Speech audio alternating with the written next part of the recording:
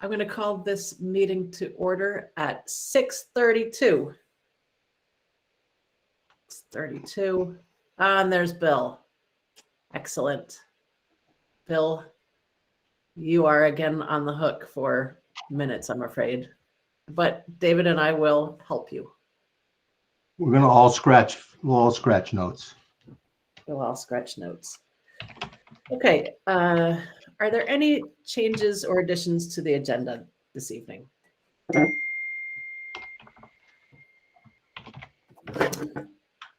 me turn that off.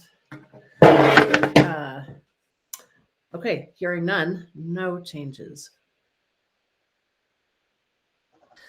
Approval of minutes from December 6th. I'll take a motion to approve the minutes of December 6th and December 14th.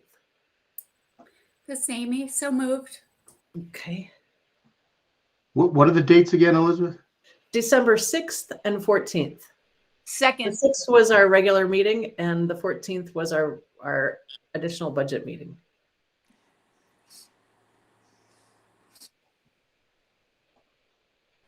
Nancy, was that you seconding? Yes. Okay.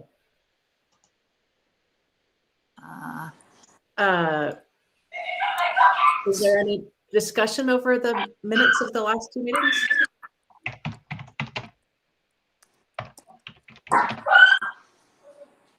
Anybody have any thoughts about the minutes? All right, hearing none.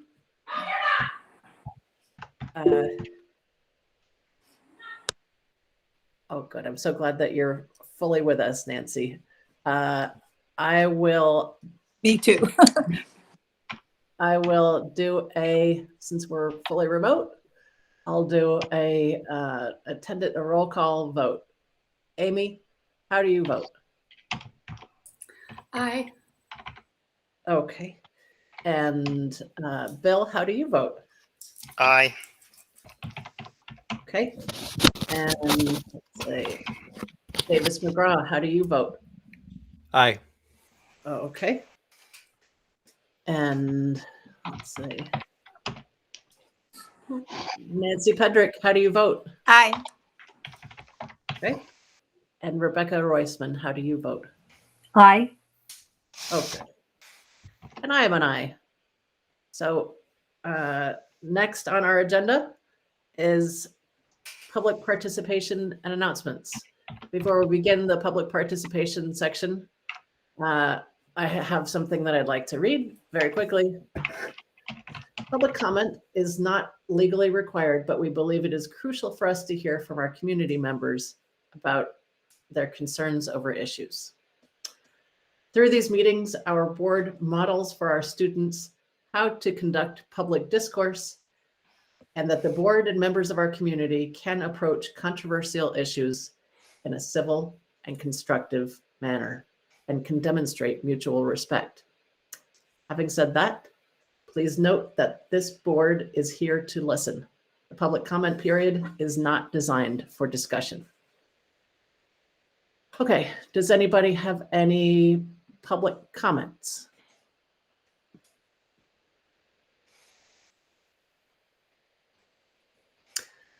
Okay, let's see, did I see Ethan Lawrence on here? Ethan, are you here? I saw him. Here he is. Hello. How's it going? How are you doing?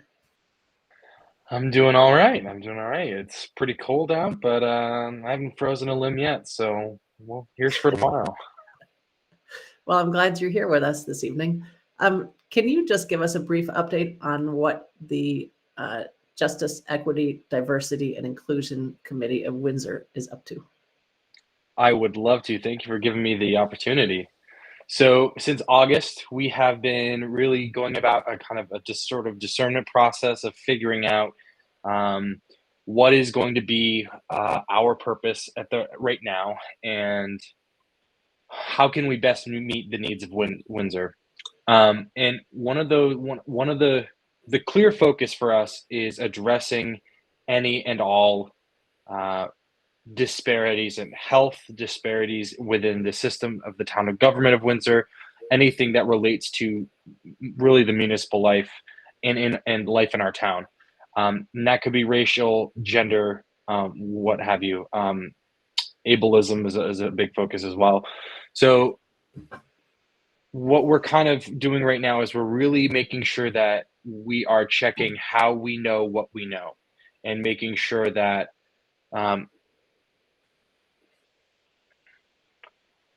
we're not making assumptions based on the privileges we might hold. And so it's really kind of figuring out the process of going about this committee. That said, we've been doing a lot of kind of bringing people into town government and into the public forums of the meeting to talk about data that's coming out.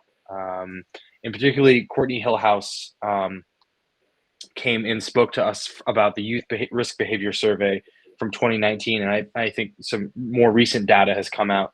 And we were really, really concerned, as you know, of course, we had talked with you, Elizabeth, at the meeting as well.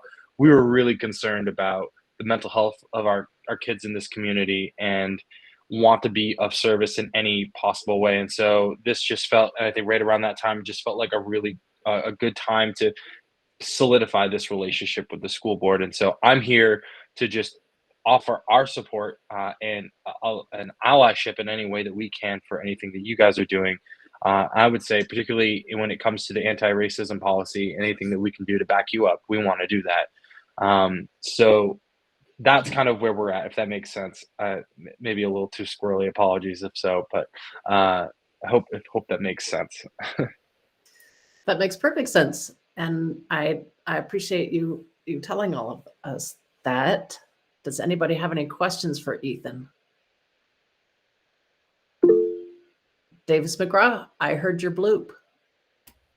You did indeed. Yeah, just thanks for being here tonight, Ethan. It's great to see you and to have you, in this space sharing some of the work that Jedi is doing.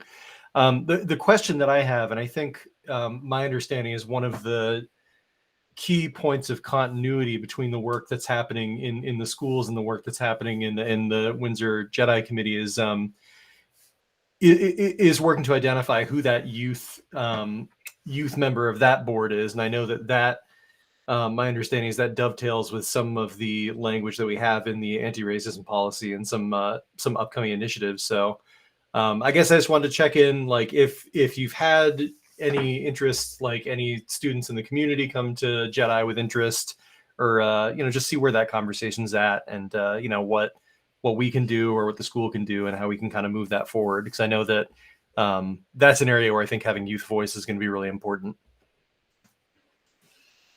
I could not agree more, and I'm really glad you brought that up. So I was invited to speak with some high school students and some staff there and teachers. And I had I think Mr. Baker, I think you were there, or Dr. Baker, sorry.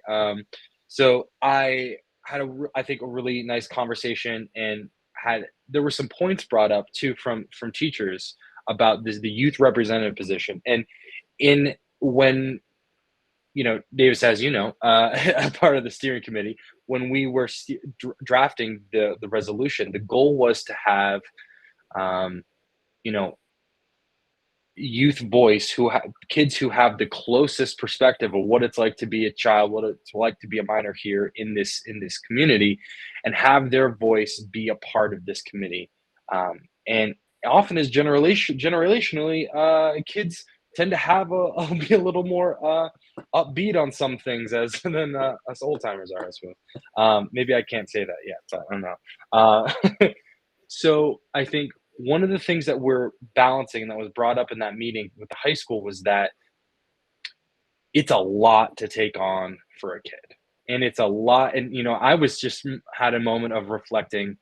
Wow, I was really nervous to be starting and being a part of the founding members of this committee and taking on this work. And I can't imagine being 16, 17, 18, 14, whatever, what have you, no age limit on it really, for our position, and being a part of that and doing stuff in the town in a public meeting, And so what we're really trying to do is,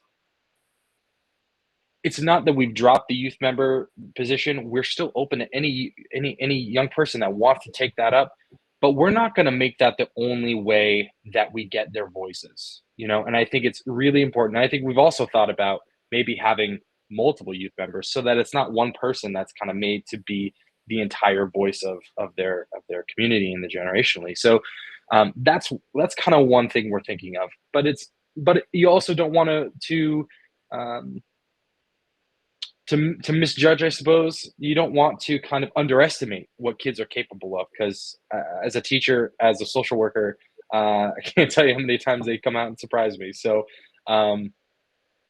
there's a balance. And I think really what right now is we're trying to figure out, in the absence of a youth member being a part of our committee, what are other ways that we can engage the kids of this supervisory union and get their voices at the table. And this partnership, I think, is a big part of that.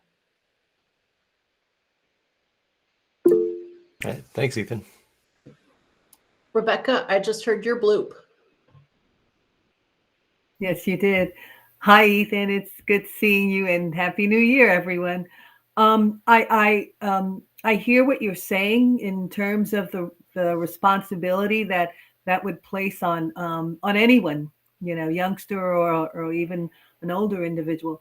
And I just wondered if you've explored either the journalism class or one of the literature classes that the school may have, where a student who is writing about something can participate in or come to the Jedi and just sort of try and get a grasp of what is it that is being done there, and maybe come back and be able to share that through newsletter or whatever. And I know that the schools do have newsletters to other students. I'm just thinking that that's one way of not necessarily having a student have to make a commitment to Jedi, but getting them involved, exposing them to issues, and they then can expose to their peers some of what's going on in the community. I think that's a wonderful idea, and I have also heard that there are some social justice focused student groups that might be great partners in this endeavor as well. So thank you. This is exactly why I wanted to come, and I apologize it took me so long, but this is exactly why I wanted to come to the meeting, to get these ideas from you fine folks who know so closely what's going on in the schools, and can kind of guide us. I think that's a great idea. Maybe we can follow up after via email or something like that, Rebecca, and kind of just, you can put me in contact, or someone can kind of put me in contact with who I need to talk to, and to schedule that, because I think that's a wonderful idea. Thank you very much. That was a great idea. I like that. Bill, your bloop. You're muted, Bill. I thought I unmuted myself. Well, Ethan just touched on what I was going to discuss, utilizing a student group within school. One example, at Hartford, I had an issue in which coming up with a process to allow students to change their SIS name within Infinite Campus without changing their legal name, and what would that process look like? So what I did is I handed it off to the Hartford High School Equity Committee and tasked them with coming up with the process. I laid out exactly what I needed, and they loved it. And so when they met, I kept getting emails back and forth about them asking clarifying questions. And it was just a great way to involve them and have them part of the process. And the simple fact that they have a staff advisor, and they have a time set aside in school, and it's part of their school day. That makes a huge difference for kids.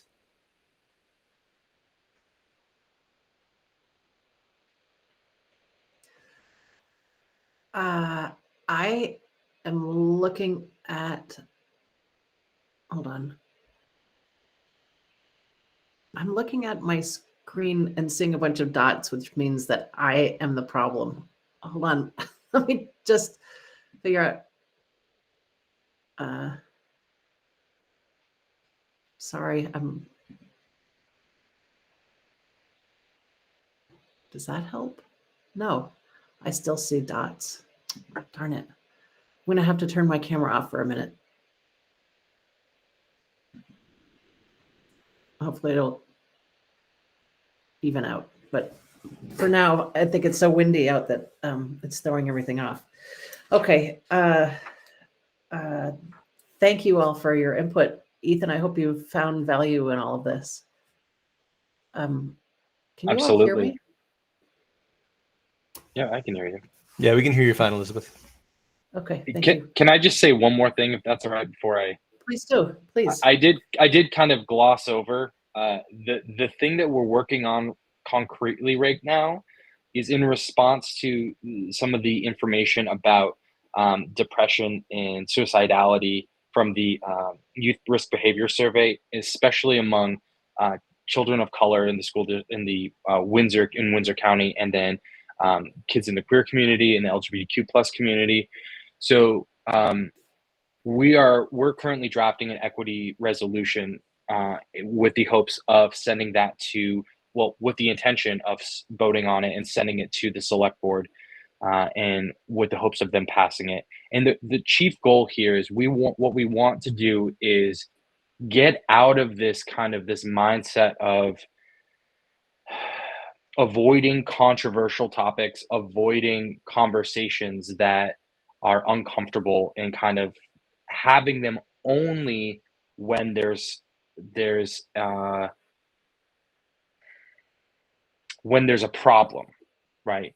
When there's and getting the town and the town and the community used to kind of language around some of these issues. And when we're talking about oppression, what is privilege, and making sure that kind of everyone's really on the same page. And I think we're adopting this based heavily off of the state of Vermont's declaration that I believe was passed at the end of 2020 from Governor Scott and his team. And so this is at kind of some leadership that Elizabeth has been wonderful for us, connecting us with the Social Equity Caucus legislatively as a more public member. And so there's all, and the Al Wakefield statement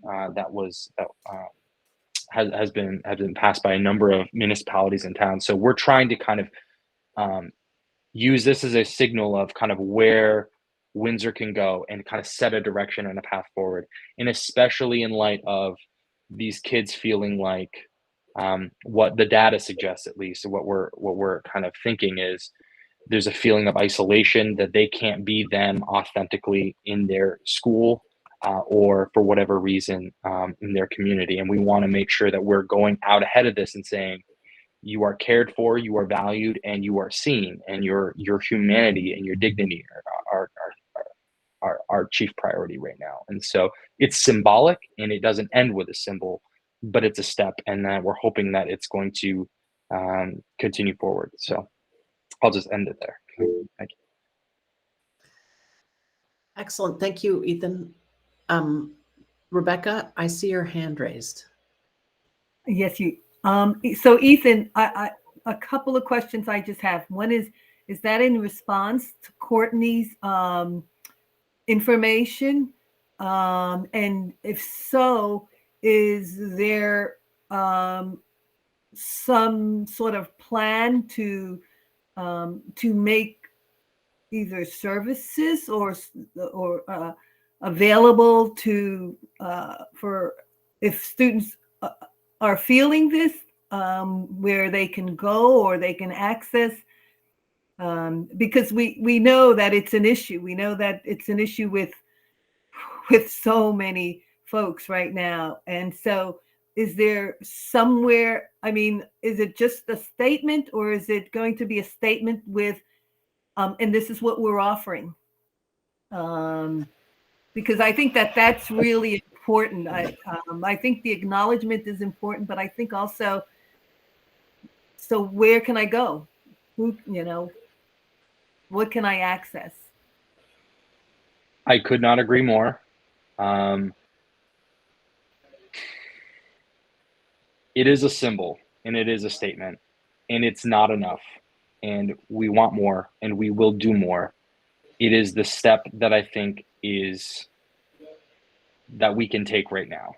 I think based on how conversations I think have gone around race in the municipal level, especially around race, I think getting to a place where we're saying this is real, systematic oppression is real, and statements of fact from what and highlighting the unbelievable amounts of data and quantitative data and qualitative data that we have, like this is real, and getting the town to say to acknowledge that very clearly did not just happen with our committee, but this is a step that's coming from our committee, and I think it's a validation of that we can't address a problem unless we can agree that there is one. I guess is kind of where I'm going from. So it's not enough, and I really appreciate you saying that. And we are going kind of, once we get through this hurdle, then to the next thing is, okay, what are we actually going to do instead of just paying lip service in a public statement, right? Because then at the end of the day, it's worse to just do a symbol like that and not back it up with anything.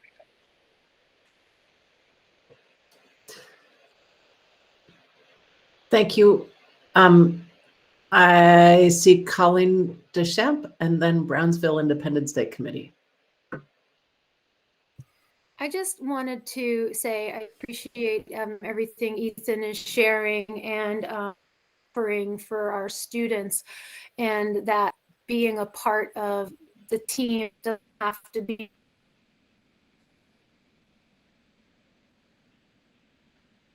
the only way students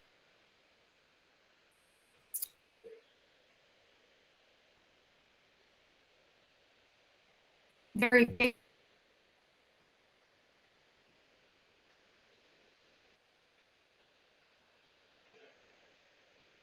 Oh, sorry. I'm having a hard time hearing Colleen. Sorry, I can. Yeah, I think it might be your internet, Colleen. Colleen, I'm having the same trouble. I'll call in.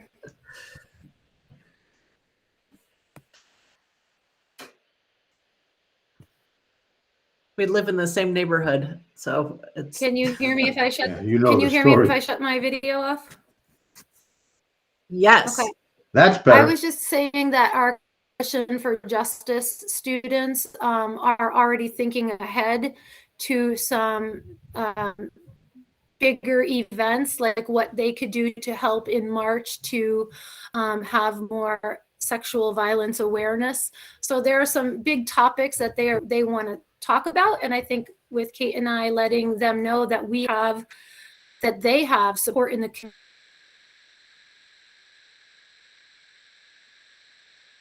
community. And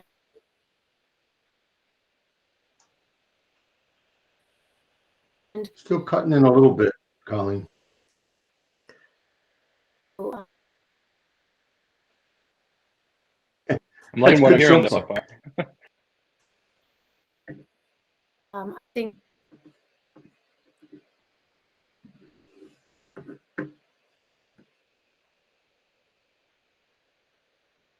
Colleen, you've cut No. out, or at least I can't. Oh, the- No, I think the audio is gone again. You might want to call in, Colleen. they and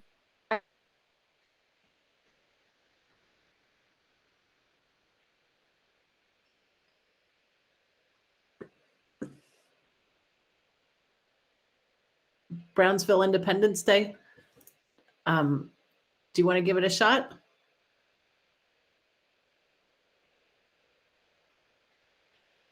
Brownsville Independence Day, are you here?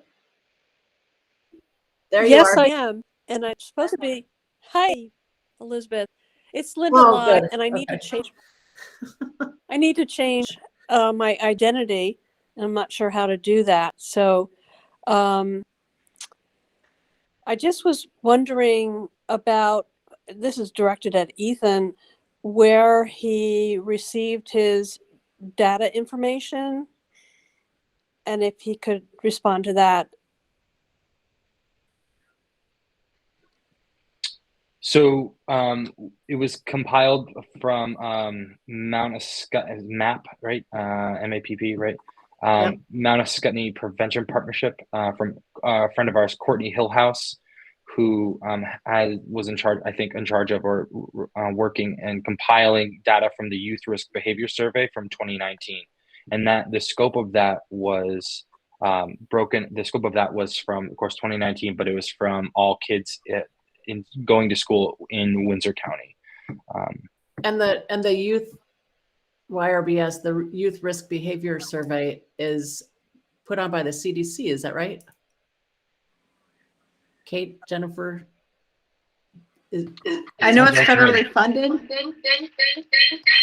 Yeah, so Linda, I believe that's put out by the CDC. Where it's funded from specifically. Okay, so we didn't we just do recently a survey? Sorry, it is funded by the CDC. I just wanted to clarify that. Thank you. Okay, so it has nothing to do with a recent survey that was sent out to households within the last, I don't know how many, 6 months or so?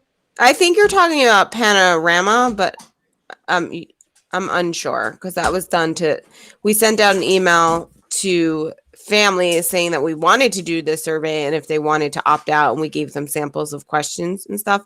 That was locally based, and that is that we don't have that data yet, but that is totally different than the one that's sponsored by the CDC. Okay, thank you for that. You're welcome. Is that it, Linda? Yeah, thank you Okay, so much, okay. Elizabeth. Yeah, I'd be glad to track down the survey data. However, it's from 2019, and they just redid it this fall, and we'll be getting the results from that in the coming weeks, and it will be much more accurate because obviously these are different times than they were in 2019. I'm just interested in knowing the difference between the two and how they relate. Gotcha. What we're doing with our children. Okay. Well, does anybody else have any questions or comments for Mr. Lawrence? No, I just wanted to say that Mr. Lawrence was very, very well received by both our staff and our students. So we're excited to do something. I think what Colleen was trying to say is that we already have these groups established at school that I think have the visions that what you're looking for to work. And if we can just make a connection, then I think the ideas will start to take off, and they're so proud of their work. But due to the time, it doesn't get seen. I'm sorry, I have a kid bouncing a basketball behind me. It doesn't get seen much outside the walls of the school other than, on a website or something like that. But they will be proud to share their work with you, Ethan, and see if you could take it to the next level in the community. Oh my gosh, it would be our honor. Like, we want to be a platform. We want to be sort of scaffolding to kind of raise these voices up and these ideas and help these kids take ownership. Because honestly, I think when it's our children that are coming up with these ideas and are telling us what they need, it's really powerful. And it kind of, I think, gets at a common value that we all share, regardless, I think, of political affiliation. That like we care about kids in some form or another. At least hopefully. But well, I think you're hitting the nail on the head right now, because the kids are feeling like everything's so heavy and everything's such an expectation to them. So if they could somehow just be acknowledged as that they're kids, and let's do something fun, like we were trying to plan a typical winter carnival. So if the social justice could get together with you and plan some kind of community fun event, I think that would be right up their alley. I'll tell you what, I'm going to put my email in the chat if that's all right. And then anyone that Oh, has I ideas- saved it when you came. Don't you worry. You know, it's funny. I'm so glad I was well received because I was not caffeinated. I, full disclosure, had set 2 alarms to make sure, for whatever reason, I don't know why it was so hard for me to get up that morning, but set 2 alarms, and the first one didn't go off, but the second one did. So I had 10 minutes to get up and at 'em, and I did not have coffee yet. So I'm glad. Can't wait to fully caffeinate. Ethan might be a little even better. So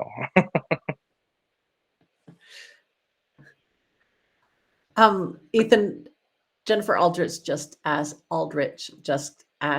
wow, that's hard to say, you to put your email address in the chat anyway, if you wouldn't mind. I'm on it. Will do. All right. Does anybody else have any questions or comments for Ethan Lawrence while we have him? Rebecca. Just one quick one. Ethan, the person that you would need to contact to get information on classes would be Kate and Colleen. So you're in touch with them already. Okay. That's wonderful. Thank you so much. Look at that. There you go. All right. Thank you so much, Ethan.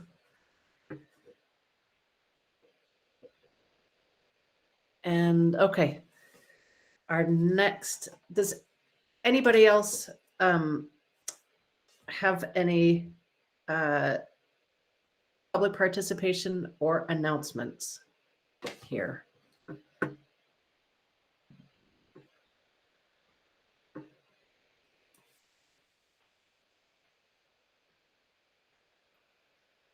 Okay. The next item on our agenda is the principal's report.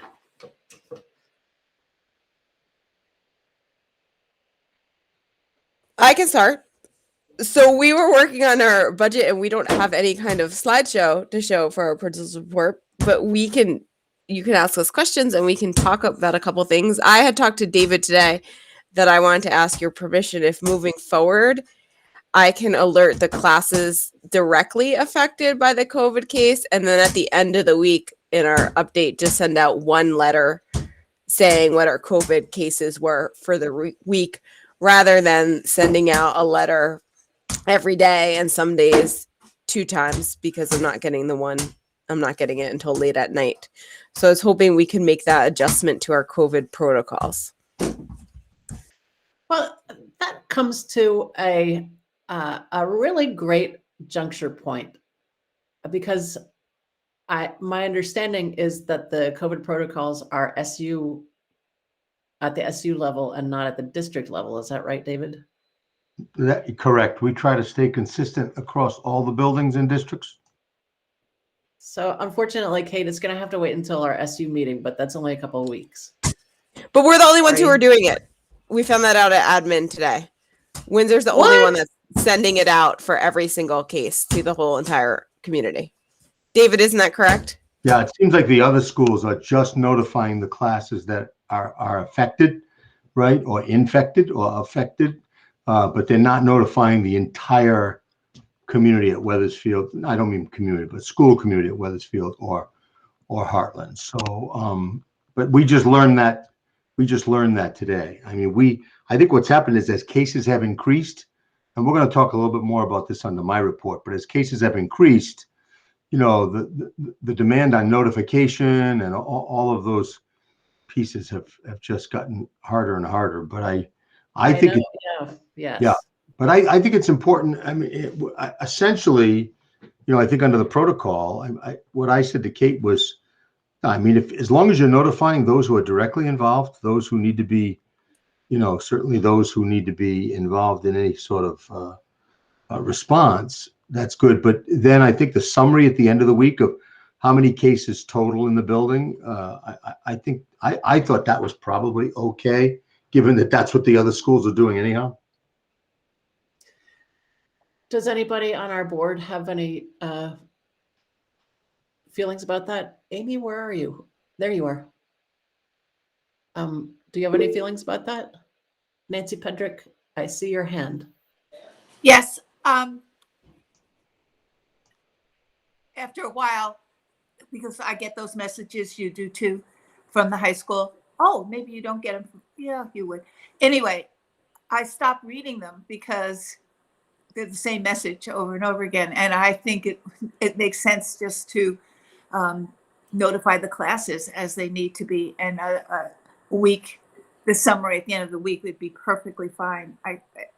People's mailboxes get filled up, and then it becomes less urgent. I also I do read your email every day, Kate. I do, but Thanks, Elizabeth. but it loses meaning when it's days side by side. Mhm. And I think it would have more meaning if you could tally them all up at the end of the week. Okay, so we're going to move forward with that. I just didn't want anyone to question, hey, how come we're not getting any, today or the next day? We're not hiding anything. We're keeping track diligently. I think you should advise parents that you're going to do that. Yep, I'm going to send out a email later today about the schedule changes and things like that, or tomorrow morning, and I will advise parents that I'm going to change it. To be honest with you, it's coming from parent feedback. As you know, I live and work here, and I get a lot of good-natured ribbing in the community that they're sick of my updates. Well, yeah, I don't see any problem with it at all, but okay, and but other than that, our updates are, I'm not sure when our last meeting was, but we successfully put on Macbeth. Our winter sports are successfully up and running with our student section and our limited spectators doing very well. It's a small crowd.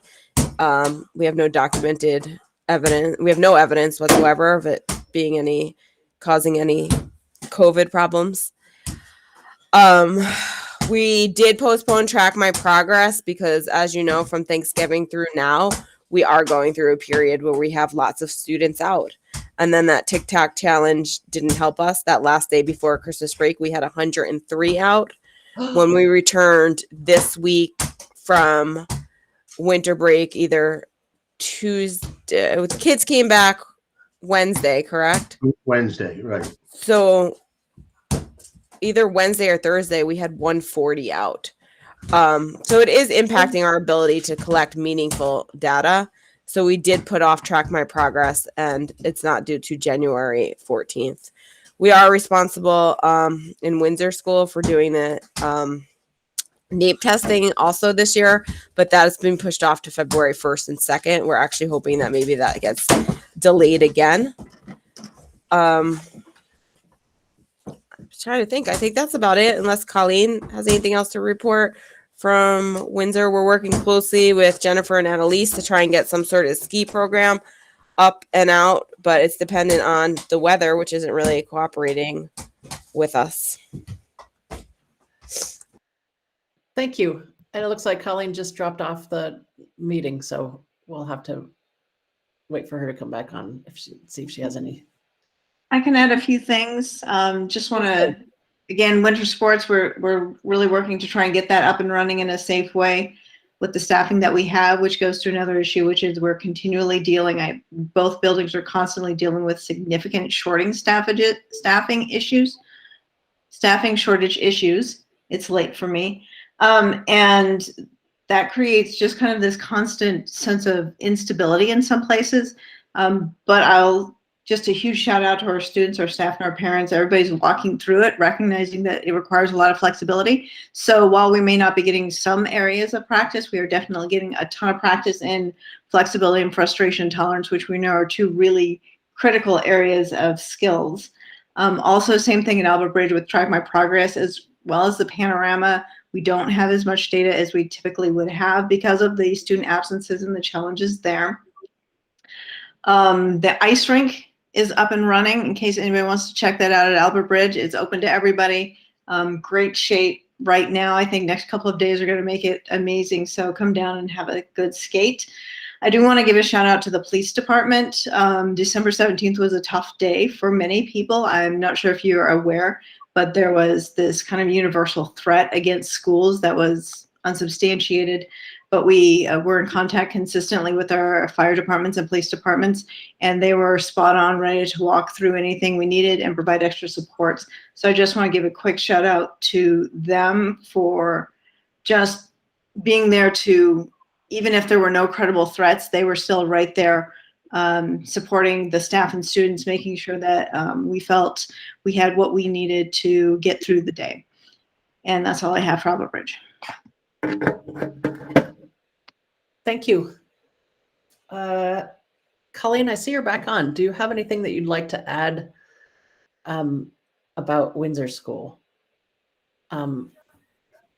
Kate already told us that Check My Progress has been postponed and that you've had massive student shortages, and that I think that she said that deadline for Track My Progress was the 13th, is that right? Or the 14th? And and I think you were here when she was talking about how to alert people about the case count. So do you have anything else, Colleen, to add about Windsor School?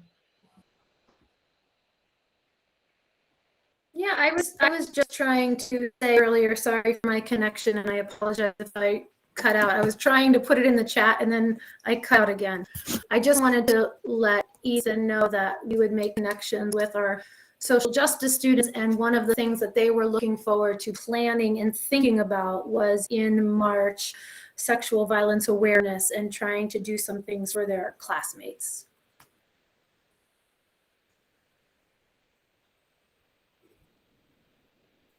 Thank you. You're welcome.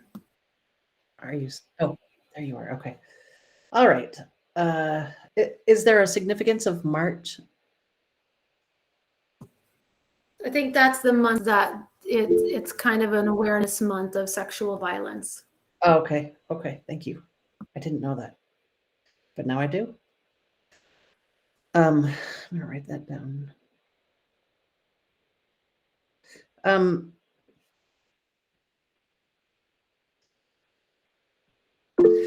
Okay, Rebecca. I just wanted to make a comment to the principals. I don't expect that this is something that you're probably going to be looking at or maybe even talking about, but I was encouraged with the governor's message regarding monies going into CTE, and I immediately thought about our seniors, and not only about our seniors, but our other juniors that are that may not really have a plan, and I just was wondering if maybe down the road or even whenever, but having a conversation about how could that philosophy be sort of discussed more, maybe with guidance, with student support services. It just seems like an opportune time to have those conversations. And when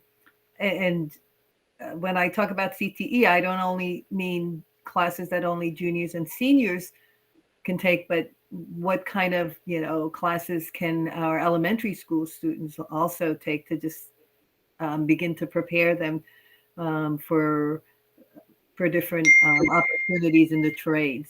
So I just wanted to put that out. Rebecca, could you define CTE for us?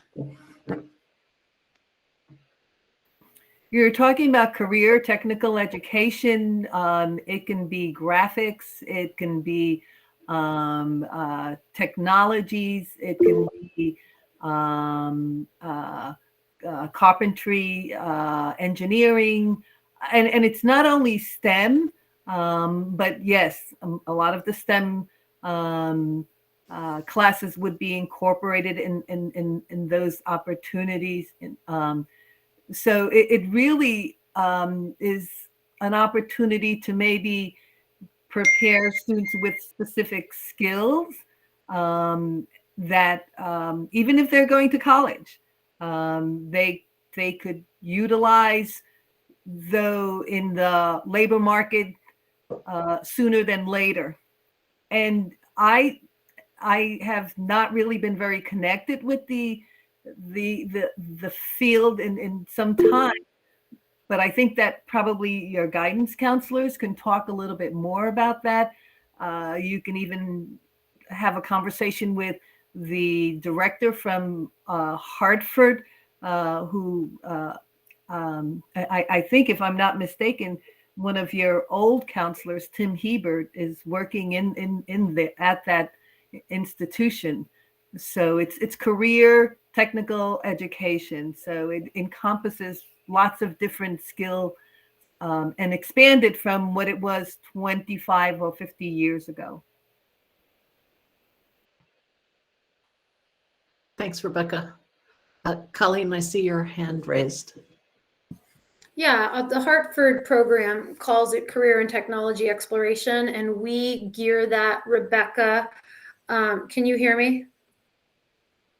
Yep. We gear that toward our 10th graders, but Mr. Pickering and Ms. Vivian start planting that seed at 7th and 8th grade with our students. So one of the downfalls, not really a downfall, but there is a limited number of spaces for our students at that particular program, but just expanding on it in our community and how we could do that at school is something we can always work toward. But in conjunction with Hartford, we're competing with other high schools, and there's limited spaces for 10th graders.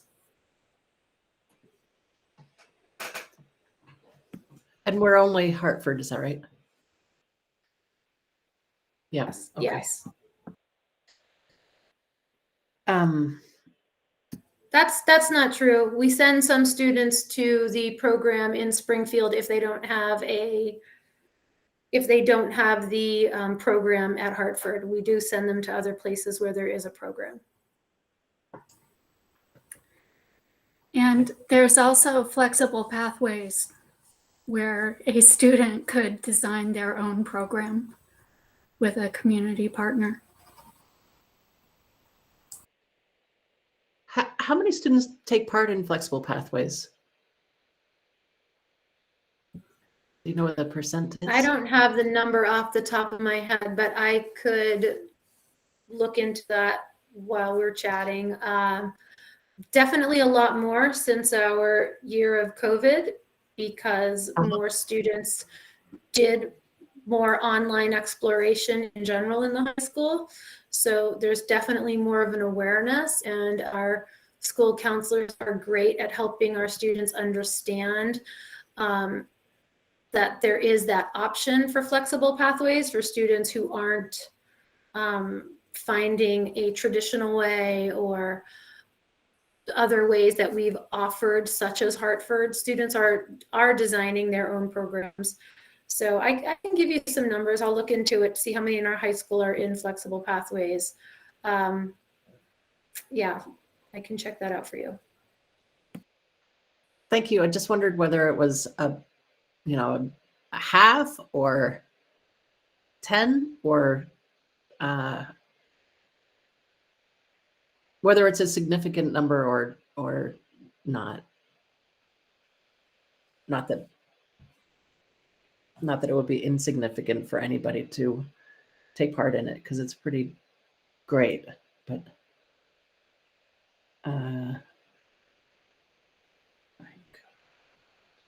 okay. Does anybody else have any questions for the principals whom we have not seen since early December?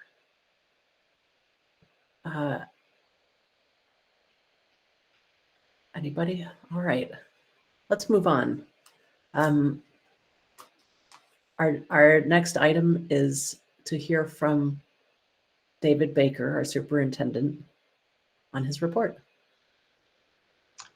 Great. I'll keep it brief. I will share my screen quickly though, just so that I don't forget anything that I had down here.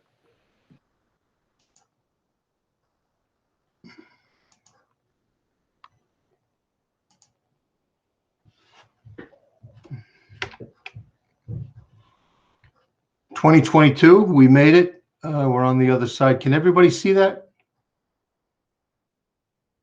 Yes. Okay. Just some general updates. Some of these things we've talked about already, but the staff did return to an in-service last Tuesday, and I think Angie did a great job organizing that. We really did a little bit of a deep dive into the strategic plan. I think sometimes in the middle of all of this, virus and COVID stuff, we can sort of get away from, the essence of our work. And so we've got a lot of new staff. Some of them weren't even aware of the strategic planning process. They hadn't necessarily taken a close look at it. So we had a couple of activities in the morning that helped them get into both the process for developing our strategic plan, which, by the way, is on our website in a final form. And I thought that went well, and I thought Angie, had that well organized. We had the whole professional staff. It was a professional in-service support staff was not invited. Next year, we're certainly, as we work through negotiations, hoping to get more days for professional development for them. But we had probably over 100 people, 130 people maybe online. It was all remote just because of the condition of returning to school during the increased spread. Everyone seemed to have enjoyed the much needed rest over the holidays. That's parents, staff, kids. I think everybody was ready for a break. And I know sometimes in schools we wonder about those periodic breaks, like we got one coming up in February and another one in April. But I think because of the nature of the work and the fact that it has to be a good balance between work and play, those breaks actually work for kids, families, certainly staff as we move forward. Birds kind of cold out there. It's going to get colder as the night progresses. They're talking sub-degree temperatures in the Windsor County area of wind chill anywhere from 10 to 25 below. So we have called a 2-hour delay. There's always the question. I mean, our parents really supportive when we do things like this. They like the early notice. What a 2-hour delay does, because as someone pointed out, well, what are you going to be, about 6 degrees warmer in 2 hours? But what it does, it gives you a little bit of extra time in the morning to see what that weather really does. And I've noticed around the state, a lot of schools are just closing. I mean, I'm hoping that's not what we have to do, but that's always a possibility on whether you can't get a bus started or it's really just simply too cold to go. But I will also say that when the sun shines, and it's supposed to be a beautiful Vermont day today with that sun glistening on the snow, the sun does make a difference, even in the wind chill. Just a little bit of added sunshine at those bus stops and for our walkers, I think it will make a difference. Budgets have to be prepared and go to print soon. That's our purpose. One of our big purposes tonight is to jump on that budget. Hopefully we can finalize the expenditure budget tonight. I noticed Ed is on the line, and I know that the principals have an updated PowerPoint for us just to kind of get to the point where we can look at that in relation to our tax rates. We did send out some of that information on Friday, so you could get an advanced look at that. Also, and I don't know, Amy, if you want to speak to this, but we do have to elect school board members. Right now we're on this 3-year rotation, and we also have to elect the clerk and moderator for our town, our annual school meeting that's coming up. Does anybody want to comment on that? Or Amy, do you want to talk about how that will happen? Yes. So each town has a board member who is up for re-election. So from Windsor, I believe, Davis, you have a petition out right now? I do, yeah. Okay. And who is running for West Windsor?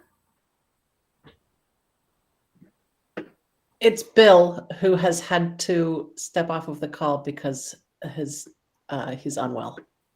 Oh, But no. it's Bill who's up. Okay. Yeah, okay. So he also needs to at least be working on that. I guess, Elizabeth, you sent me a text or something that petitions might be. Yep, there's a bill that should be going to the House floor actually tomorrow, hopefully. That'll have to do with petitions this year and whether they'll be suspended. Okay. Yeah, I mean, that would be sweet because It would definitely be sweet, but it kind of has to move fast since the deadline for petitions is the 24th. the 24th. So, It's coming up. but we'll see. Right. And I did some investigating because I was concerned about our clerk and treasurer and moderator to see if they needed to be elected or appointed. In 2019, we amended Article 12 of our Articles of Agreement that allowed the board to appoint the clerk, the treasurer, and the moderator. Yep. Because these, at least for the clerk and the moderator, their only role is once a year for the annual meeting. And to have them have to do a petition and gather 60 signatures seems really, I don't know, not oppressive, but it can be to go in both towns and gather signatures. So we had changed that. However, the following two elections, we actually put those positions on the ballot. But we do not need to. So we can appoint a clerk and a moderator and a treasurer at our first meeting when we do our reorganization.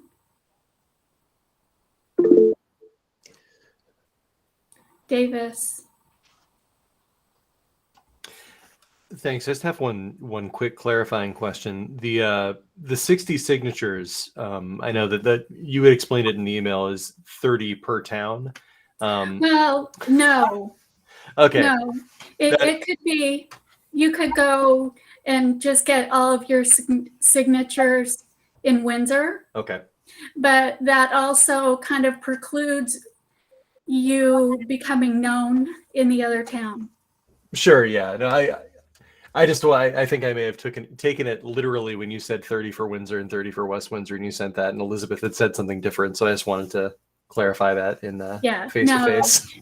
No, I just highly recommend that when you're gathering signatures that you not just go to well, it used to be you could just go to a basketball game and gather all your signatures.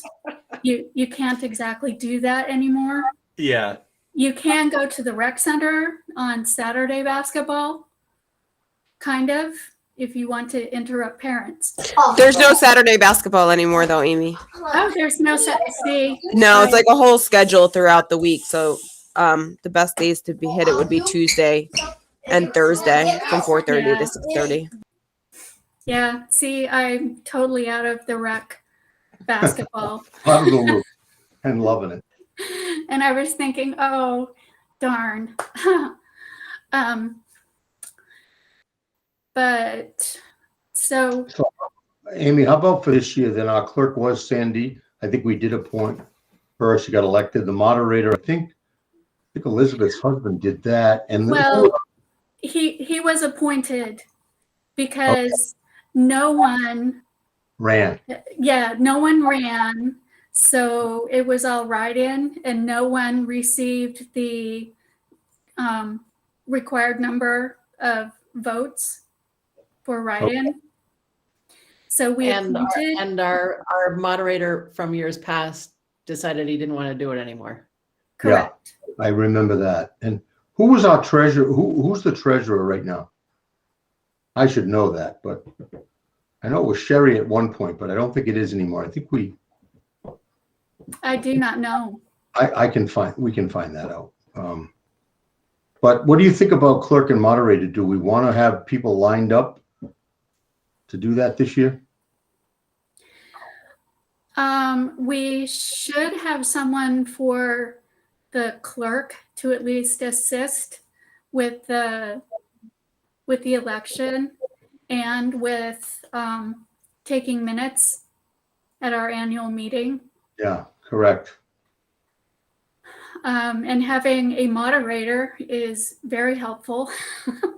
Yeah, it really is. Well, Justin said he didn't mind doing it as long as nobody yells at him.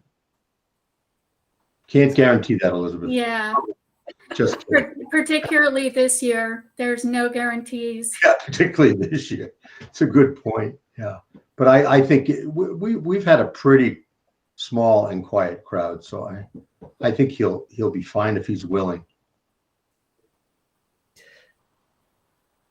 Yeah, I think he is willing, especially if it's if we do it online as we did last year. But I don't think we've did we decide? We haven't decided that yet. I don't think we've decided that yet. But first of all, do we need authority, Elizabeth, from the legislature or from the state to do that? We do, and that should be coming this week, I think. Okay. Yeah, because at this point, it has to be, if we're going to have a virtual, it has to be like we're doing now, that there has to be a physical presence. Right. I think that's the other thing that they are hoping to do away with this week, Amy. That also tomorrow. would be sweet. That would be It sweet. would. That would be sweet. And not only for school, but for all Meetings. meetings. All municipal meetings, that's right. That would be great. Aren't we glad we know somebody in the legislature, though? We have great hope, Elizabeth, in what you can pull off in the next couple of days. Nibble around the edges, David. And clerk, I don't know, Amy, did you have any thoughts? Anybody have any thoughts on clerk? I do, but I prefer not to Make it public. in a public meeting. Okay. I prefer not. I want to reach out to a couple of people. Okay. But if anyone knows of someone who might be interested, so the duties of the clerk are to assist the town clerks with the election process. And they assist the town clerks because it's the town clerks who have access to the voter database. And it's only those people who can issue voter checklists, etc. And then they take minutes at the meeting. Yeah. And I know, Amy, you is the clerk in West Windsor, is that still Kathy. Kathy? Okay. And I know you did a good job last year about reaching out to her. So I assume, you two will coordinate a little bit on all that stuff. Yes. And as the Windsor Town Clerk, I wrote up a memorandum of understanding that I sent to her just to get her input before it's signed off by all town clerks, the school, and the town of Windsor. That sounds good. I think you sent that to me too, but yeah. Yes. Yeah, and to Elizabeth. Okay, so we're on the lookout. Go ahead, I'm sorry. Because there's just been too much misunderstanding. Yeah, misunderstanding Absolutely. and Yep. conflict. Yeah. I think we should also mention, in case anybody's listening, that the clerk position is paid. Is it not? It is. I think it's $50 per. Yes. Yeah. Yeah, it is. Yeah. We've got that in our article somewhere, but yeah. Yep. Yeah, that's good. All right. So we'll just keep our eyes out for those 3 positions, clerk, treasurer, and moderator. I'll find out who the current treasurer is. And then Ed might know. Ed, do you know who the current treasurer is in Mount Escutney? Nancy has raised her hand. I think I am. I think you are, Nancy, to be I think honest. I took over for Sherry, and Yeah. I've signed a whole bunch of things in 2 banks. Yeah, So, I think you are. yeah. Can we assume you're willing to stay on? Yes, it's very hard. That's nice. That's why I wrote clerk and moderator, because I knew we had an active treasurer out there. Yeah. So, all right, that's good. Anything else, Amy? No, I think that's it. Okay. Excuse me, sorry. We did get the notification from the state for the common level of appraisal, but that'll be more to discuss in the budget. Yeah, during the budget. Yeah. We'll review that. And we do still have that extra voting machine we purchased last year, right? Correct. And it's really, really exciting. And I know no one else is going to be excited, but all of the clerks in the state are excited. The company that supplies all of that, along with the data cards, etc., they are upgrading, and everyone who currently has a tabulator for the election will receive a new one. Woo! Wow. The possibilities, the information that can be that is readily available as people are voting is they're just a much better machine. Wow, that's great. Excellent. Yeah, I'm really excited. Way to go, Amy. And we will be trained on those sometime in the next month. That's great. Good news. Yeah. That is good news. Well done, Amy. That's good. Well, no, you got us the machine in the first place. Yeah, Amy did a lot of work on that, and yeah, I mean, we finally got it. Yeah, and it was so much easier. Yeah. Okay, and I'll be quiet now. All right, let me keep going just in the interest of time, because I know we want to spend some time on budgets. Yep.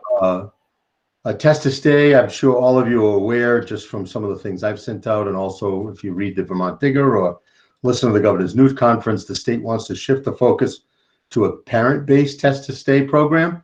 And I will tell you, I understand, certainly in the principals understand to some degree why this shift is taking place. I mean, it's just, I think last week at Windsor, they were testing and swabbing up to 40, 50 kids per day. It does take a lot of time from our nurses and our principals, but we want to do this carefully and methodically. If the state sent out the heads up on Friday, they're going to send out, I think the official announcement is going to be tomorrow, maybe during the governor's press conference. I don't know, Elizabeth, if you have any more information on that. Yes, Do you have more info? I think they're going to talk more about it at the governor's press conference tomorrow, and then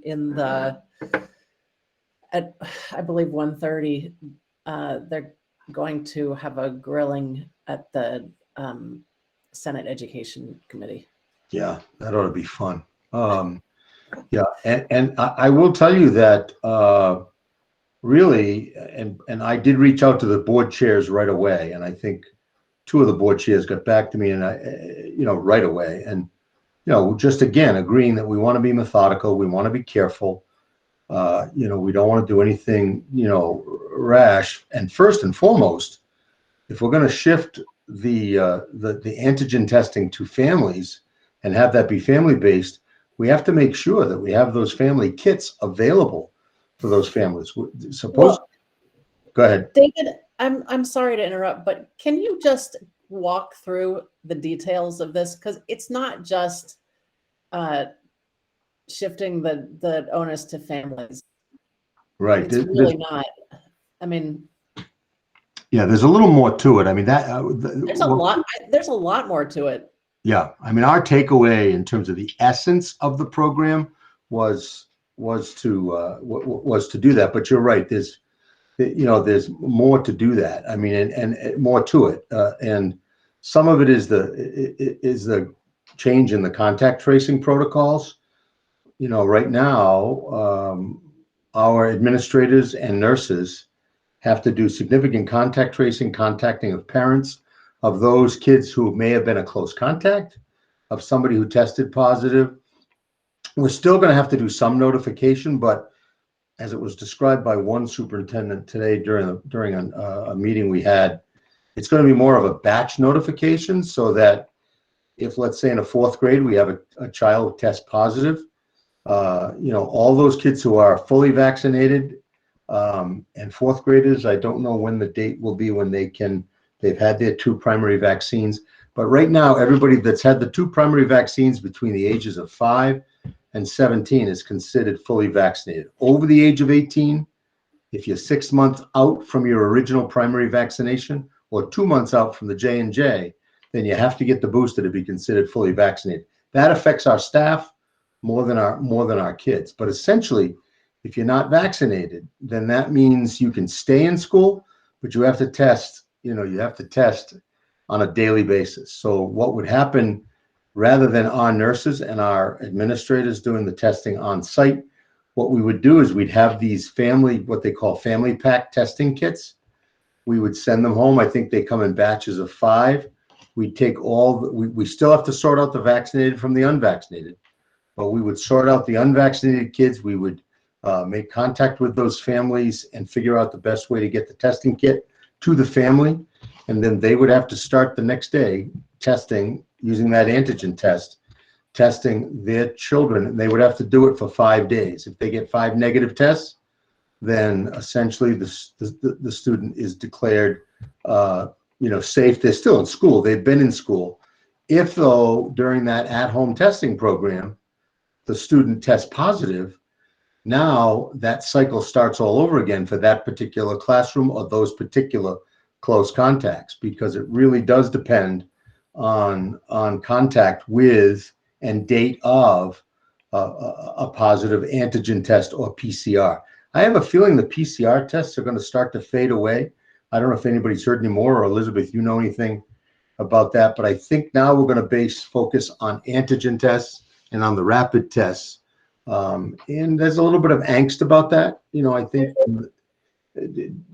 does anybody have any more information about that they would want to share?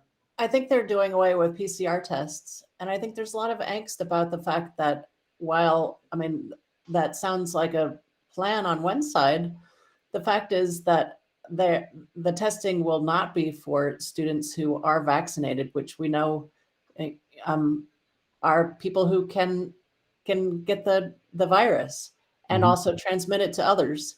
And it also relies on families to be honest about the results of their rapid test and report it to the state and report it to the school. Yeah, it's an honor system. Yeah, it's an honor system, and it really it has a lot of holes in it. As far as I'm concerned, it's very worrisome. But we don't know the finality of what the plan is going to be yet. No, and we don't have formal guidance. So we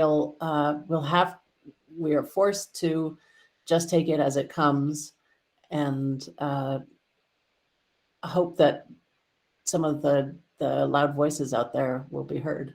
Yeah, and stay tuned, because if in fact the state stays on this course, and we don't have any reason right now to believe they won't, but we'll see what happens, as Elizabeth said.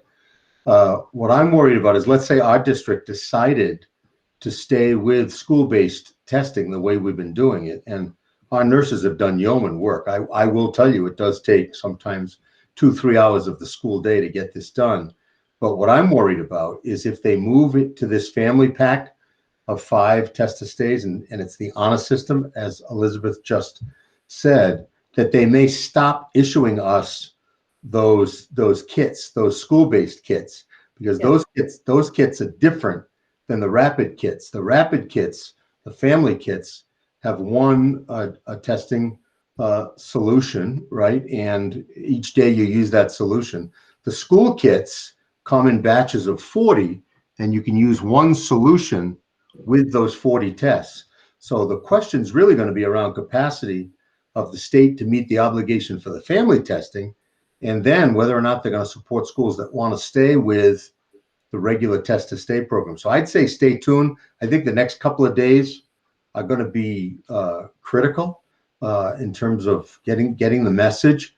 I don't know how some school, I know already some school districts, including our neighbors to the north, Hartford, have already stopped the contact tracing. I'm not sure how that works or how they did that, but we got a commitment today from our COVID task force, which is essentially our nurses, that we're going to stay with it until we get clear guidance.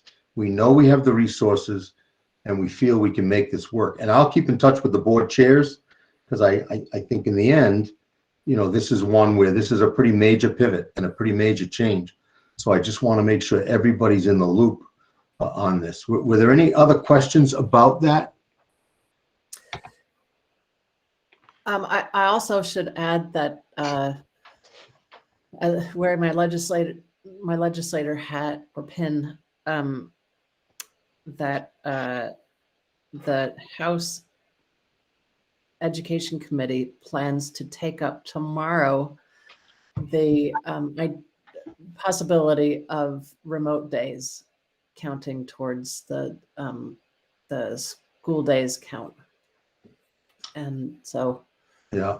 I will be glad to let you all know what, so you don't have to slog through it. I'll be glad to let you all know what the outcome is. If you're interested, just let me know. Keep us posted, because one of the questions that came up, it comes up often, but it came up today, not so much about kids, because remember, we have that 50% threshold. I mean, it's not good when 130 kids are out, but at Windsor, for example, to get to 50%, we have to have upwards to 230, well, actually 300 plus kids out, but you would never want that to happen, right? But what does become a threat to us, and I think Kate mentioned this earlier in the principal's report, is staffing, right? Do you have enough staffing capacity to manage and keep all those kids safe in those classrooms and educate them well? And I think that right now, the only option for schools when they don't feel they have enough staff is to close down. I know there are a couple of schools closing tomorrow. I think Winooski was closed all week last week, and continuing today because they didn't have enough staff at all. So what? And right now we've been told that if we shift to, if let's say we don't have enough staff, and we shift to a remote, because remember, if we go remote, some of those teachers that are out because of mild symptoms, or they've tested positive, or they've been a close contact and are unvaccinated, they might be able to pull it off remotely. So I think, I've had conversations with Elizabeth offline that would be helpful to be able to count those remote days. And the other piece I know, Elizabeth, you and I have talked about is those situations where you either do dip under 50% or you have a COVID related, issue that requires the school to close down, that we get the ability to waive those days toward the 175 days. Right now, we don't have that authority like we did last year. So I know Elizabeth and the committee are on that. So I assume you'll just keep us posted, Elizabeth? Well, and one more thing that I think they are planning to look at the committee, education committee. I'm sorry. I like all of you am also tired. Is that they're planning to take a look at graduation requirements, because there have been so many absences. They want to make sure that no matter what, the students have the ability to graduate, if they fulfill whatever the requirements are. Yeah. But we, as you know, we don't have statewide requirements at the moment. So that'll be a little bit of a can of worms that they plan to open up. But no, that's good. I mean, because we don't have graduation requirements and we have what's called educator quality standards, we did do some pretty creative things last year to make sure that we just didn't want kids to be held hostage to absences or remote instruction. So we worked it out. Let me keep going here just in the interest of time. Wait, Nancy has her hand up. David. Sorry, Nancy, go ahead. This is just a quick one, and it's going back a little bit.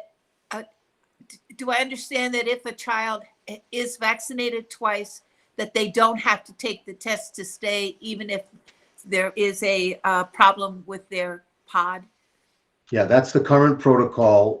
Even when we're testing in school, we don't test the students who are considered vaccinated. And that would be they've had their 2 primary vaccines and they've had enough wait time, which is, I think it's 14 days or whatever after that second vaccine. So they're considered fully vaccinated. And even at the high school level, even if that just came out today in final form, that anybody under the age of 18, so that's many of our high school students, even if they're eligible for the booster, they don't have had to have the booster in order to be considered fully vaccinated. Adults, it's different. You have to have the booster to be considered fully vaccinated. Thank you.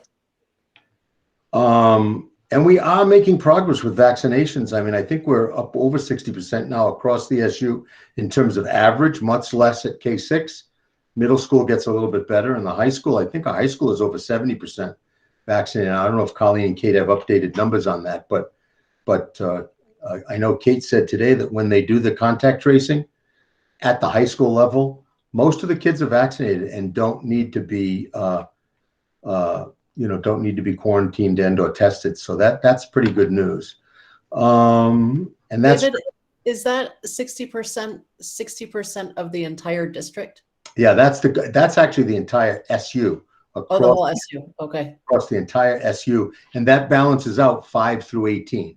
So I'd say like we're 70 plus in the upper levels, and we're probably 50 plus in those lower levels. So I think we're making progress, and I know that this vaccination stuff is still controversial. And every time I send out an email blast, I always get 1 or 2 responses around, why am I trying to be the vaccination police, or am I the local Dr. Fauci? And so, I mean, I just kind of carry on, because I think our vaccination rate is highly tied very closely to our ability to keep kids in school and to keep everybody safe. That's just my personal opinion. I think it's based on science, but that's the way it goes.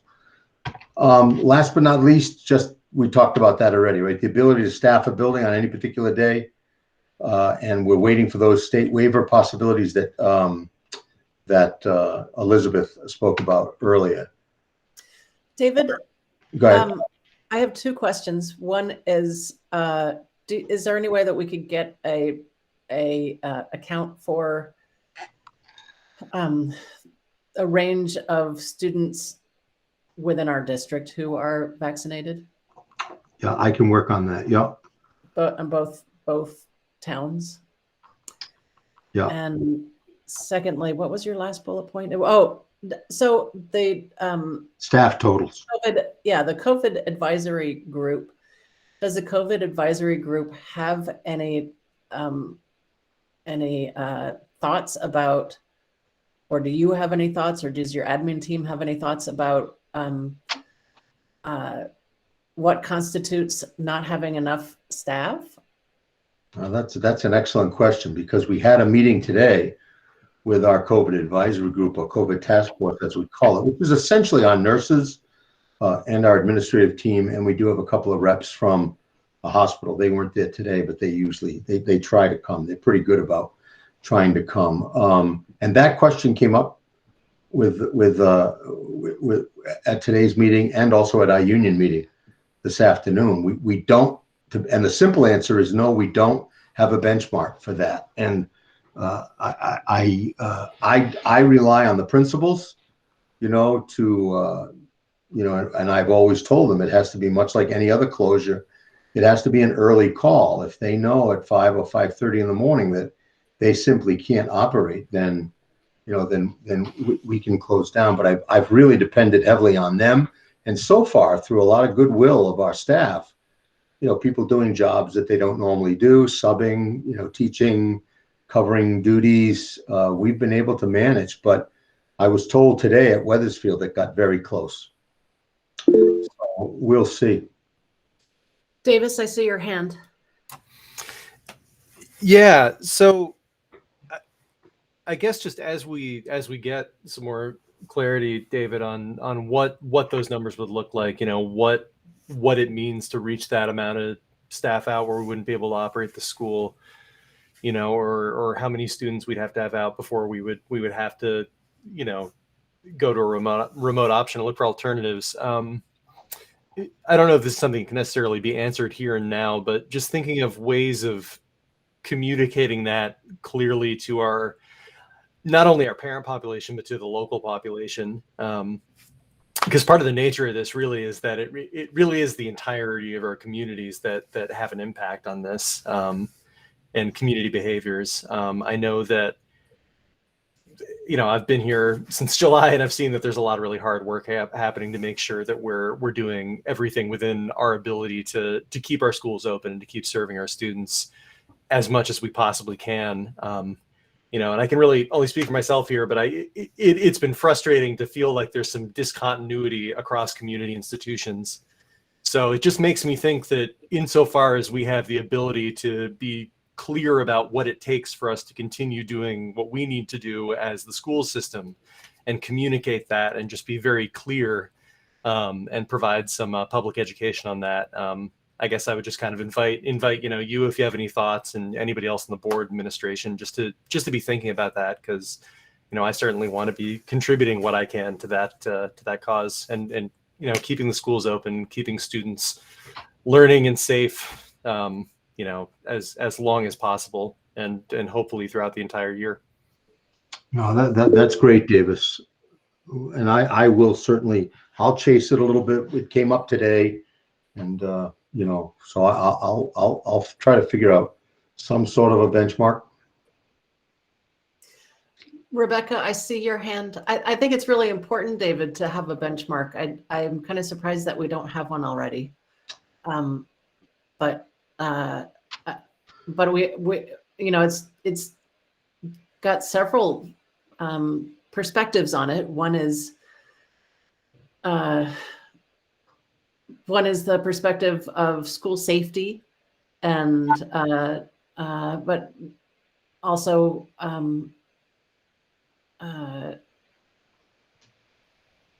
controlling chaos, but also there's likely to be a lot of students out at the same time, so that maybe it's a ratio rather than a number. Yeah.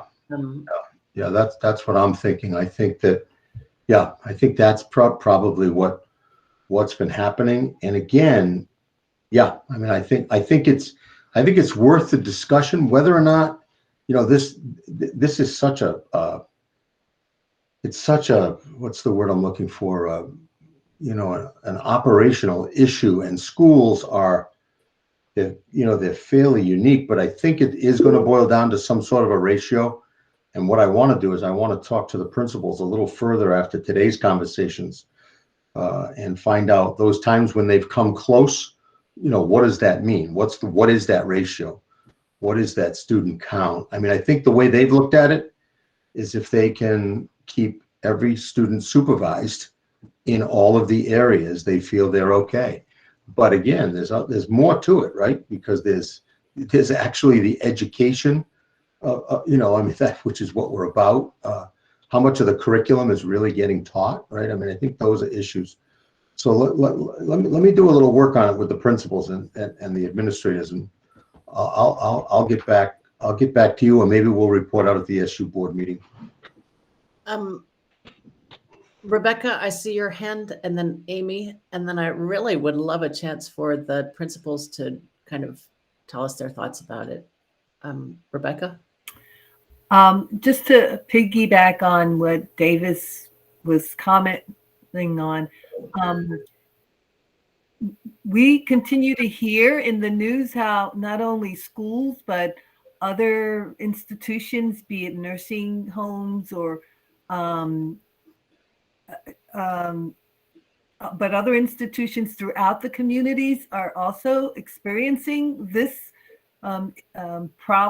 issue. I heard recently that the county home in Unity, New Hampshire, just brought in National Guards because they also found themselves with limited staff, unable to really provide the services that they needed to provide.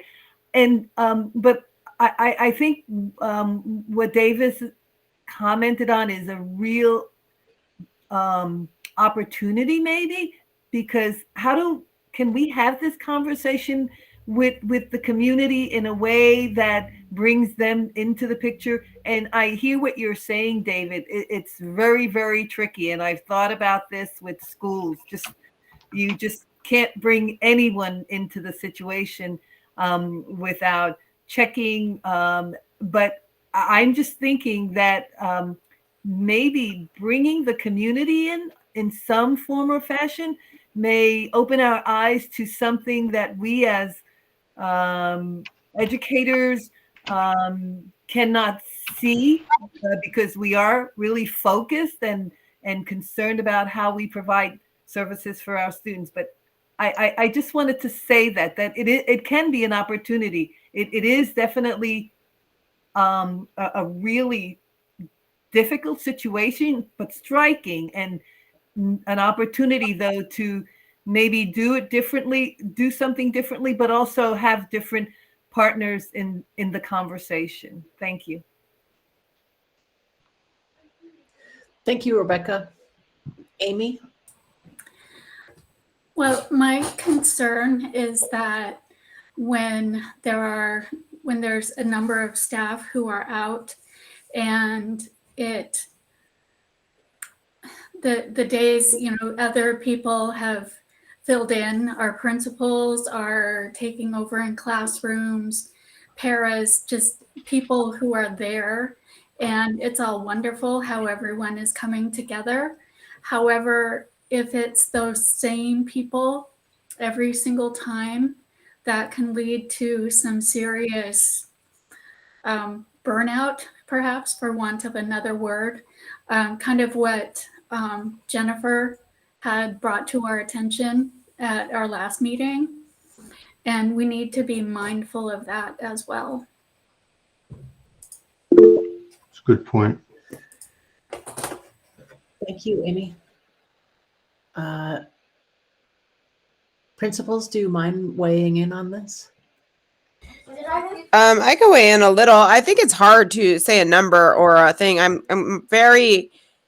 We are very mindful of what Amy's saying and not using the same people over and over again. If someone's going to take the brunt, it's going to be me or Colleen. That's without a doubt. But it's hard to put a number on it because let's say that Tracy Kohler, just for an example, is one of the people out. She's our librarian. She might only teach 4 classes that day. So that's not going to have a great of an impact as if a classroom teacher is out, or particularly an elementary classroom teacher. That's the largest impact we have. When an elementary classroom teacher is out, they need that cover the entire day. So it's hard to put like a number on it when the roles are so incredibly different. I would say there was maybe one morning where Colleen and I looked at each other and said, how are we going to pull this off? And we did. I don't think it's come so scarily close that we've reached out to David and said, hey, I don't think we can do this today at all. But I mean, it's like you said, it's so rapidly changing when you're dealing with 600 kids and all these adults. It's hard to put a number on what would cause us to close when the roles are also different. I would say what's also different is that a high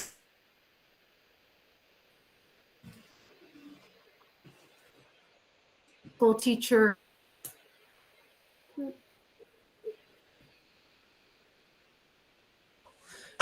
Colleen's cutting out again, but I think what she was going to say is that a high school teacher, we have 7 periods in a day, and they're contracted to teach 5 of them. So that gives them 2 periods where they can sub and be compensated for it. So it's kind of like a chess game in the morning. So when a high school teacher's out, it's easier to cover those classes. because it's not a whole day commitment, we could piece it together. It's not ideal. I recognize that none of this is ideal, but it's the best that we can do under the circumstances. Like I said, the largest is if an elementary teacher, if we have multiple elementary teachers out, that is very difficult for us to cover. But in good news, we just hired a winter grad who starts on Wednesday as a sub. Permanent sub. Yep. Excellent. Jason Kopik, some of you might know him. He just graduated recently. That's great news. I can also add that I think it's really hard to put a number on it because it depends on their roles and the capacity of others. But I also agree with Amy that we've got to be very mindful of who we're asking to jump in when. And I know the central office has been pretty good about coming over to Albert Bridge when we've been short-staffed from time to time. And while we put a lot of demands on our teachers, so far they are hanging in there with us. And I think one of the things we want to do is trust our teachers to give us the feedback. One of the challenges, though, of calling off a day is that we don't always know. I mean, like today we had 7 people out. I didn't know about 4 of them until about the time school started, right? By the time I'm able to check my emails from the 5:30 on, you just don't have all that information. So it's hard to call it early enough because people wake up with symptoms. And when they wake up, then they sit there and go through the dialogue with our nurse and then come back and say, can't come in today. So that's been challenging. I think when we talk about the capacity for our staff to continue this work, I think we as administrators have to be very mindful and keep our ears to the grindstone. And I think we do that. I think our teachers are willing to come to this. I think we all have staff who are willing to kind of pull us to the side and say, you know what, this is really getting to a limit here. And we don't know that we can keep doing it the way we're doing it. And then we try to make some adjustments. But I think there may be a day where, you know, you walk in and just like, we're way too short staffed and I don't know how to cover. I mean, at this point, I know, like I've taken a couple of classes at the same time, which my nurse goes, don't do that. But then we say, but other schools can do 25 kids in a pod. So let's call this a pod, even though it's 2 different grades. So I think there's a lot of flexible thinking. So while we're not doing maybe the traditional academic stuff as often as we normally would, we are doing a ton of the other learning that the Portrait of Graduate said was really important, including things like perseverance, including things like critical thinking and problem solving. And boy, are we being empathetic. And we're working as a system. So I do believe that we're still getting a lot of work done. It's just maybe not the traditional work that schools have been expected to do, but I think it is a lot of the work that you guys have identified, we as a community have identified that we should be doing.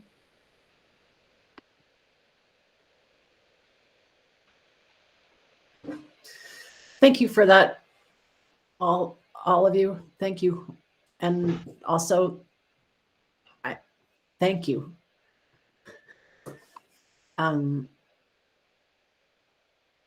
I wish there was something else that we could do to support you, but I think you know you have our support. Yeah, I'm almost done here. So let me just, and this one, again, I know this is a little bit controversial. We don't have to spend a lot of time on it. Let me just see what happened, whether I need to refresh here. But yeah, there's these ongoing conversations about spectators at games for high school, especially. Right now, because of the spread, we have a limited number of home fans, and we have not allowed visiting fans in our gym. We've gotten a little pushback from schools. I think 1 or 2 of you have gotten emails, but we feel that at least for the next couple of weeks during this time of high intensity and spread, we want to keep it that way. Middle school and elementary, they're just starting their games now. And at least for now, during the spread time, we're keeping spectators away from those games. But we will look at it again on a weekly basis. I meet with the ADs and the principals on a regular basis to look at this. But, you know, Windsor is a very much an athletic town. And I know that people like going to games, and I think they felt really bad that they haven't been able to. And I think we might be able to start to open this up, especially if we're acknowledging some of what we just talked about earlier, that this is really about just keeping people as, you know, well vaccinated and being careful about the way we do it. But I'll keep you posted on that. I think also, David, that that in Lamoille and in Chittenden County, they're doing exactly what we're doing. They're limiting spectators for now to home games, and they're just having to do it right now. And then as soon as we're crouching down while the wave rolls over us, and then when the wave passes, we'll be able to reconsider. That's what I'm hoping. Last but not least, and Bill's not on the line, but Bill, a lot of credit to Bill. We did get a 3-year deal with the teachers in terms of contract negotiations. All boards have ratified, all associations have ratified, and we're just in the process of getting the DocuSign document out so that everybody can put their signature on that document. ESP negotiations have started. We've had 1 session. We have session 2 tomorrow. Actually, we were supposed to have it last week, but it'll be coming up. And then we're cautiously optimistic about the ESP contract, although we do realize that we have to be aware of the fact that there's a changing sort of demographic or a changing employment scheme where I think we need to, as the state and the nation talks about increasing minimum wage, these are some of our least paid staff, and we want to make sure that we're fair and equitable. And I think the negotiating team is well aware of that, and they've put some pretty, I think, healthy proposals on the table. If Bill were here, I'm sure he could give you a little bit more of an update. I think that's it for now. I'm going to stop sharing my screen. If there's any questions, feel free, but I know we've got a lot of budget work ahead of us, so I'll stop. Okay, does anybody have any other questions or comments for David Baker at the moment? No. Okay. Thank you, David. You're welcome. And our next item is, well, on the agenda that I have, it just says items for discussion, but I'm assuming that that's also the budget. So, or I did assume that it's, and I do assume that it's also the budget.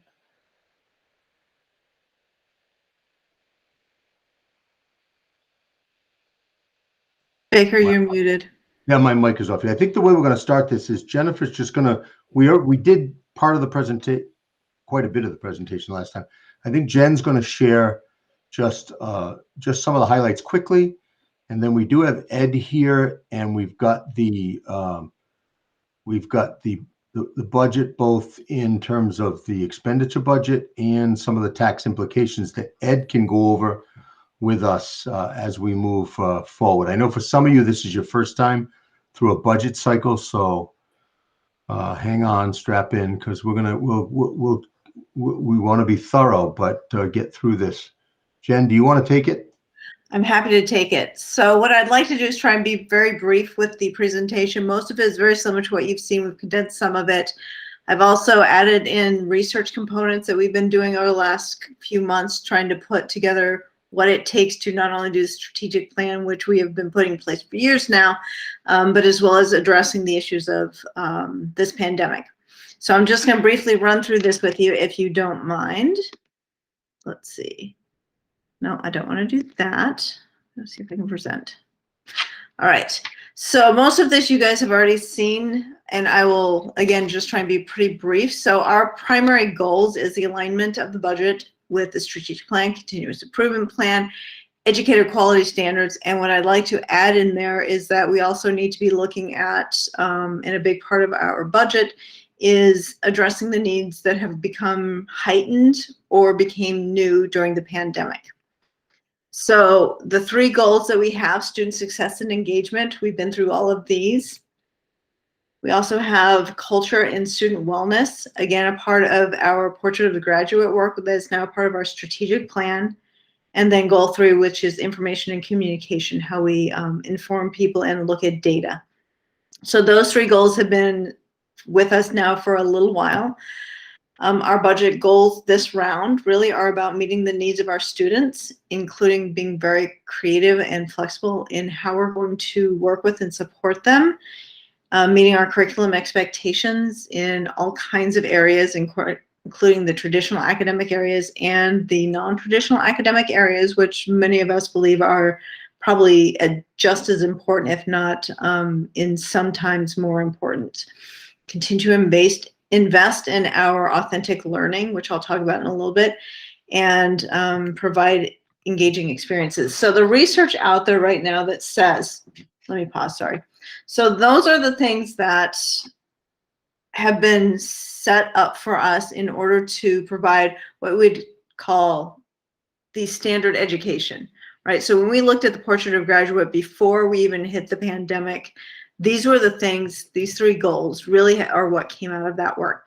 So one of the things I don't want us to do, and I want us to keep in mind, is not lose sight of the long range goals.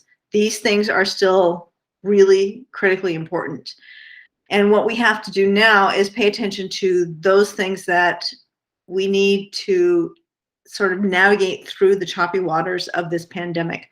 So the research that we've been doing over the last couple of months, there are these 10 big areas. Now, 3 of them are not really in the purview of this board as I see it, which are closing the digital divide. I think our SU board has done a great job supporting the IT department in doing this work. Larry has done a momentous job of really guiding his team through making sure that students have access as much as possible. Our towns have done a great job there. If we have to go into any kind of blended learning or any kind of distance learning, again, I think we will learn from our mistakes last time and maybe slow it down and give some good support to our staff. Our hope, however, is that our kids are in the building. We know that this is where they are most successful at this point in our process, so we want to do what we can to keep them supported here. I also think number 10 in this, in the research, is much more about state and federal funding in terms of equitable funding. So I don't think those 3 are going to be in the key areas. So what I do see as the key areas that we need to be paying attention to, and looking through the research, we've done a really good job of hitting a lot of these areas in a very thorough way. So assessing what students need. That's one. Ensuring the supports for social emotional learning. We've been on that track for quite some time. Continue to develop relationships. We've done some great work with the trauma-informed care, and we know that relationships are central to not only good teaching, but also good healing. So as Dave Melnick, who's our trauma expert who we work with and collaborate with, reminded us that you can be hurting. It can be hard. We can be going through tough stuff now, and we can be healing at the same time, but it happens through certain things that we do, like we talked about, music, dance, those kinds of things, rituals that bring us together, but it's always about relationships. We want to emphasize authentic learning as well as culturally responsive learning. So being very aware of who our kids are, who our parents are, who our community is. In the process, provide expanded learning time. We've done a great job last year during the summer of doing some of that work, and we've got ideas about trying to think about not just during the summertime, but are there ways to do it during the school year. Establish community schools and wraparound supports. We do a pretty good job at this point, I think, in terms of reaching out to our local other supports, including Madison County Hospital, Department of Children and Families. We've got a great collaboration with the police department. We work very closely with HCRS. We are HOPE. So we've got some really good things going that have been kind of getting more and more energy over the last few years. But continuing that work and really looking at the possibility of community schools, and that's for later discussion. And preparing our educators for reinventing schools. So those are, in the research that we've been doing over the last couple of months, really what stands out into what's going to help us navigate not just those first 3 goals, but to get through the pandemic. And I'm happy to talk a little bit more briefly about them. I'll go through this quickly because I know time's it's late. So when we talk about assessing what students need, we're really talking about ensuring we have the time and tools to do that. And it's not just about the traditional sort of standards assessments that we think about when we talk about SBAC or Track My Progress, those kinds of things. We really want to talk about assessments that highlight where a student is and what the student's next step is. So we talk about much more formative and embedded assessments where it's actionable. So you need to know today what the student can do so you can think about it and do something different tomorrow to help them. We want to support accelerated learning. A lot of the research really talks about hitting the kid where they are, meeting them where they are, and moving them forward, and not talking about remediation of catching them up, but just talking about moving them forward. So stopping the conversation about you're not at grade level, because what is grade level, first of all, but really starting to talk about here's where the child is, and here is the next step the child needs to move forward, and here's the next step, and just being able to chart the path in some very clear ways for not only the student, but for the teachers. We want to really talk about supporting teachers in having the time and skills for what we call formative assessments. And that's, again, that daily information. It's not what we put on a traditional report card at even Power School. The formative assessment is, here's where I think the kid is struggling in this math problem, and here's the mistake I keep seeing them make. What am I going to do about that to help them think about it in a different way? That's formative assessment. It's not saying they're at this level or this level. We're saying that this kid needs this thing to get over the hump. And really looking at a more coherent system of assessments. And that takes a whole lot of organization and time, which we know right now a lot of our energy and time is invested in other things. But our data crew is really working hard to pull this together, which is really exciting. Ensuring supports for social emotional learning. It is incredibly important, as we have known for a long time, that to mitigate the impact of stress, particularly chronic toxic stress, we need certain things in place to mitigate that. We talked about relationships just a moment ago. I shouldn't say we talked about it. I mentioned relationships a moment ago, but there's other things. So really looking at a comprehensive support system. I believe as a supervisory union, as a district, we are well on our way. We've done some great work here. There's tweaks we can be making, but I feel like we've made some great strides here, and we have really clear ideas of where those gaps are, and we've put those in our budget. Ensure opportunities for direct, explicit teaching of social and emotional skills at every level, which we have a pretty good idea of how to do that. And we do that at particularly the K through 6 level through second steps. And the other upper grades, there's different approaches that they take to address that. I'd also say that our portrait of graduate does a really nice job of saying what the primary areas are that we continue to focus on throughout the careers of our students. Making sure that social emotional learning is a part of every class every day, and it's not a side note. It's something that we just do. Institute restorative practices. We've been talking about this for a while. It is not easy. It takes time, it takes skills, and it takes relationships. But we also heard from our friend from the Jedi group earlier that restorative practice is really important, right? That idea of connecting and understanding where people are coming from is a critical part of it, but there's a whole process of wraparounds of how we address things that don't happen the way we want them to in a way that restores rather than harms. And so that's one of the things we really want to look at. And so putting in place policies that do that is something that we really want to be thinking more and more about. As a board, you guys have done a great job with that. So continuing to develop relationships. I would say continuing to develop strong relationships. This supervisory union has done something that I just feel has been momentous in terms of making the shift to it is about the people and not about the stuff. And it sounds obvious, but it is not easy to do. We still have a lot of work to do. We need to work on how to make better partnerships with our families, particularly during pandemic time. It's incredibly hard to have that connection with our families, and figuring out ways we can do that, I think, is a part of our job that we've got to work collectively to do. Creating environments that support belonging.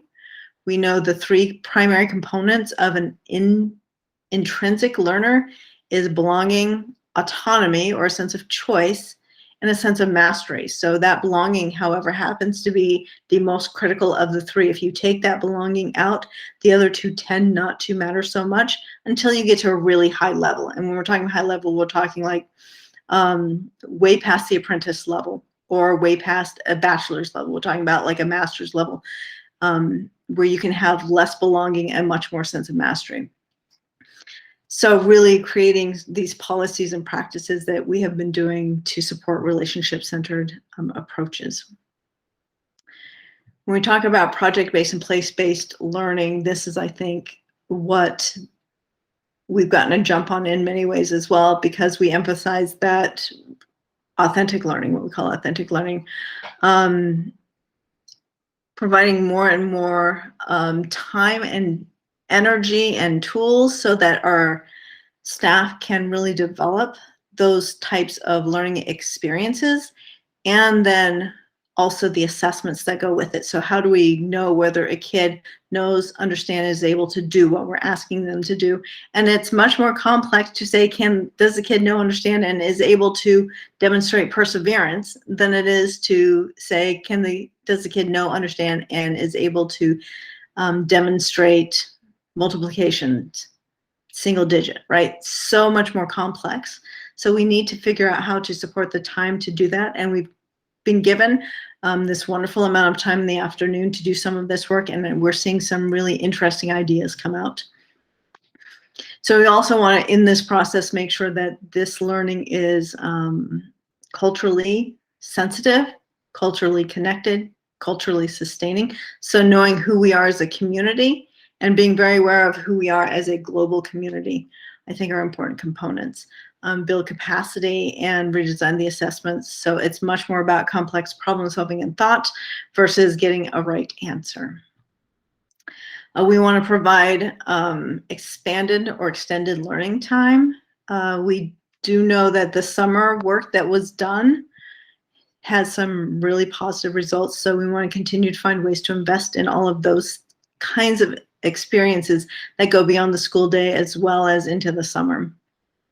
So supporting and finding ways to collaborate with high quality after school programs, summer programs, early learning programs. These are all things that the research is showing and that the supervisory union in our district have invested in. I think we need to just recognize that we're on the right track and we need to continue to do those things. Community and wraparound supports. So community schools, we can talk about again at a different date what that is, but essentially it's not just collaborating with your community, it's having them embedded in your process, which I actually think we're partially there, which is pretty exciting because of the collaboration we do with our local agencies. Creating some reliable funding sources that may be not traditional funding sources because of that collaboration. And one thing I'm pretty excited about that we are looking to do is provide voice for children. And included in that is creating a community of adults and students and children who create what we call a cabinet of thinkers who can talk through and work through how to support students in a more global manner. So a big challenge is obviously getting the skilled staff to do this work. And so we need to continue to prepare educators for this work, because being a flexible thinker is one thing. Reinventing how you do your job is a much harder task. So we're asking a lot of our staff. And by and large, they are stepping up to the plate. They're excited about the work. And they need to continue to feel the support from you, their school board, us, our administrators. We also want to find ways to try and invest in educator programs that may bring in student teachers. Those kinds of things is a really exciting idea. Supporting mentoring within our system is another great idea. But no matter what we want to do, we want to make sure that we continue to support collaborative time for our staff, because it's not just about student learning, it's got to be about adult learning and adult time to change too. And we want to remember to take the long view, which if we go back to our strategic plan, that is at the center of it. So with that, I've kind of gone through most of this. A couple of things I do want to hit on, which are programs that have been significantly impacted by this pandemic. And sports are one thing, because as you all know, sports last year were, they weren't able to happen the way they normally would. So there's a lot of sort of stalling for our student learners. And one of the things we know developmentally is we don't get that time back. When you're, 14, 15 years old and you miss some time, you don't get that time back. You really have to work extra hard to make that up. Fortunately, our sports programs last year did go, although they didn't have the same kind of, and not in all cases, they didn't have necessarily the same kind of experience that they normally would have. They did have some opportunities throughout the year. Our performing arts, and I'm going to go specifically just to be pretty blunt, our music programs take a huge hit across the nation. Our music programs took a huge hit last year. And if you think about the progress and the process of learning an instrument in 4th, 5th, 6th, 7th grade, by the time you're in 7th grade, like you're way too cool to make mistakes, you've got to be like over certain humps. So we've got to look at ways to support our music program, particularly those that require the ability to sound awful for an awful long time and make a ton of mistakes. I think we just need to be very mindful of that as we're moving forward. I would love to find a way to support and enhance arts, particularly instrumental music, and that's just my own personal plug, because I think the impact is going to be felt for years to come. It's going to take us a very long time to get over the deficit that is occurring because of the lack of traditional lessons and music. All right, so this is what we put in place last year. Let's see, or last year. It was last year, wasn't it? In December, these are the things we mentioned. At Windsor, we are looking to, in order to all this work that we just talked about, have 3 social emotional interventionists, 1 elementary, 1 middle school, and 1 high school level, which is an increase of 1 social emotional interventionist. We're looking to increase the general education support staff by 4 staff in the K-1 level to really support those young kids. Get a school counselor, particularly right now, that can focus on the middle school level, and an academic interventionist for K through 3. At Albert Bridge, we're looking to put back in the .4 multi-age academic teacher for the 2 multi-age classes. We're looking to increase the librarian position from 10 hours to a .4 librarian, which is a 2-day librarian. And that's based on feedback from the past librarian about the work that wasn't able to be done and the hopes that could be done. And then to increase the art by a day to support interdisciplinary learning as well as keep content learning going. And then across the district, we're looking at a homeschool coordinator or social worker, as well as a BCBA to support the understanding of what the behavior is telling us and what we can do differently. In terms of sharing between the 2 buildings, particularly, we're looking at how we can support the MTSS positions. Brittany has done an amazing job really getting those groups together and talking through not just our district, but across the supervisory union, and try and get some cohesion going. That takes time and coordination and some good thought, but we want to continue to support that. The BCBA and social emotional teams to be more flexible and collaborative as we move forward. We know that the pandemic has certainly made things much more contained, but we're hoping as we move forward, we find much more fluidity in those positions. The homeschool coordinator for both schools. I'm going to now pass it off to Ed, who's going to present you the actual numbers because he's got the magic charts. Ed, are you still with us?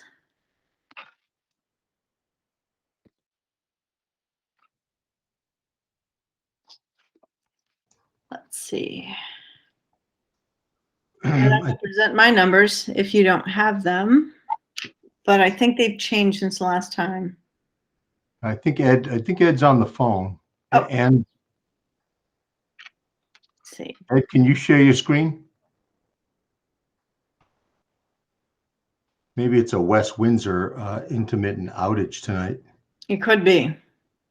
Here he comes. Ed.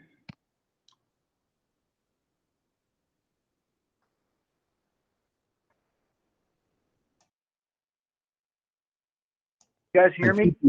Now we can. Yeah, your mic was off, I think, but you're okay now. Okay. So, all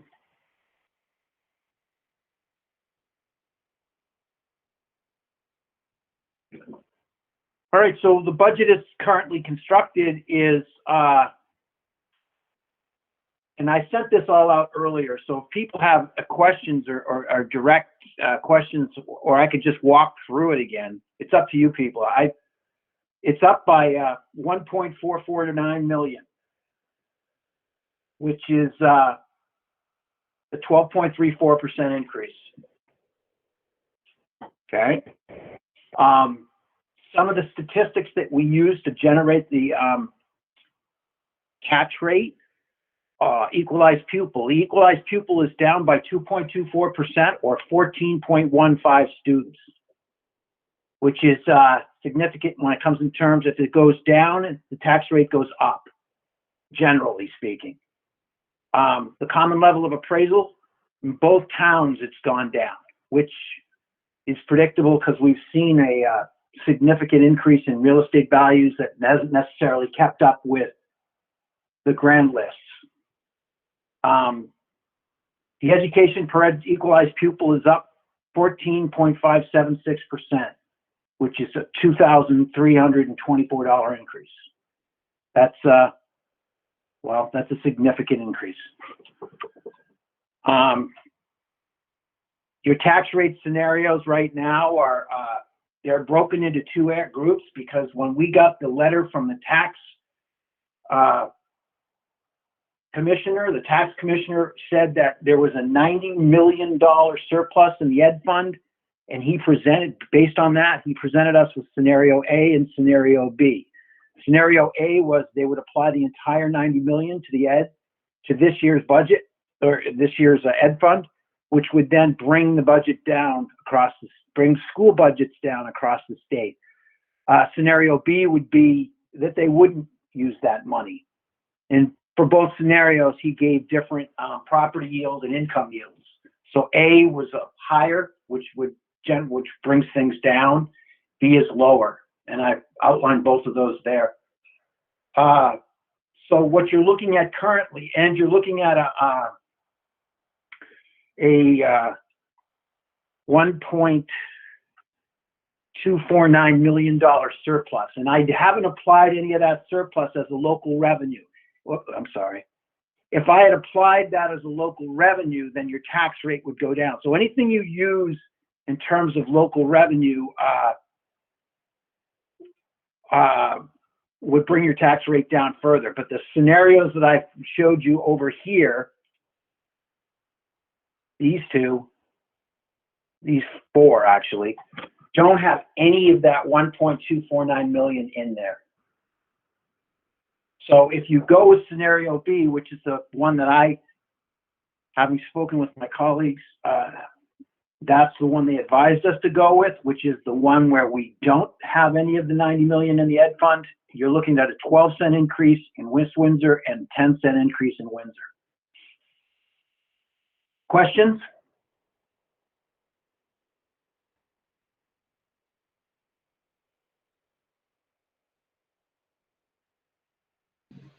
Ed, this is Elizabeth. How much of, so let's say we go with scenario B and we have the $1.249 million surplus. How much of the surplus would have to be applied to scenario B in order to bring each of those to zero? You'd have to to get it down a penny, you have to apply $76,000 roughly, $80,000 bucks.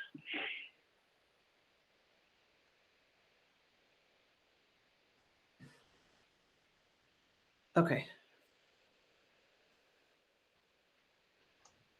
So using that math, it looks like, Elizabeth, you'd have to use upwards to 700,000 to get it down in that zero range of the 1.2 million. Right. Ed has I the would tax. caution the board in the sense that when you do that, you set yourself up for the following year where you don't have that. That's a significant surplus right there. And that's due primarily to the ability to offset some of last year's expenditures with Esser, CRF money and Esser money. So more to the point, a CRF money, which is no longer around. But I would say that you want to be careful that you don't, you're cognizant of the fact that if next year you might not have that kind of money. So if you don't have $300,000 or $400,000 or $500,000 to put into local revenue, then your tax rate will go up significantly next year. Right. I have another question, which is, so what happens to the Esser funds that were planned to be used for recovery this year, but can't necessarily be applied towards recovery? What happens to them? It's like any other budget. The only difference between a general fund budget and the Esser budgets is that the Esser budgets they go over a year. So your general fund budget goes from 7/1/2022 to 6/30/2023. But the Esser money goes all the way to September of 2024.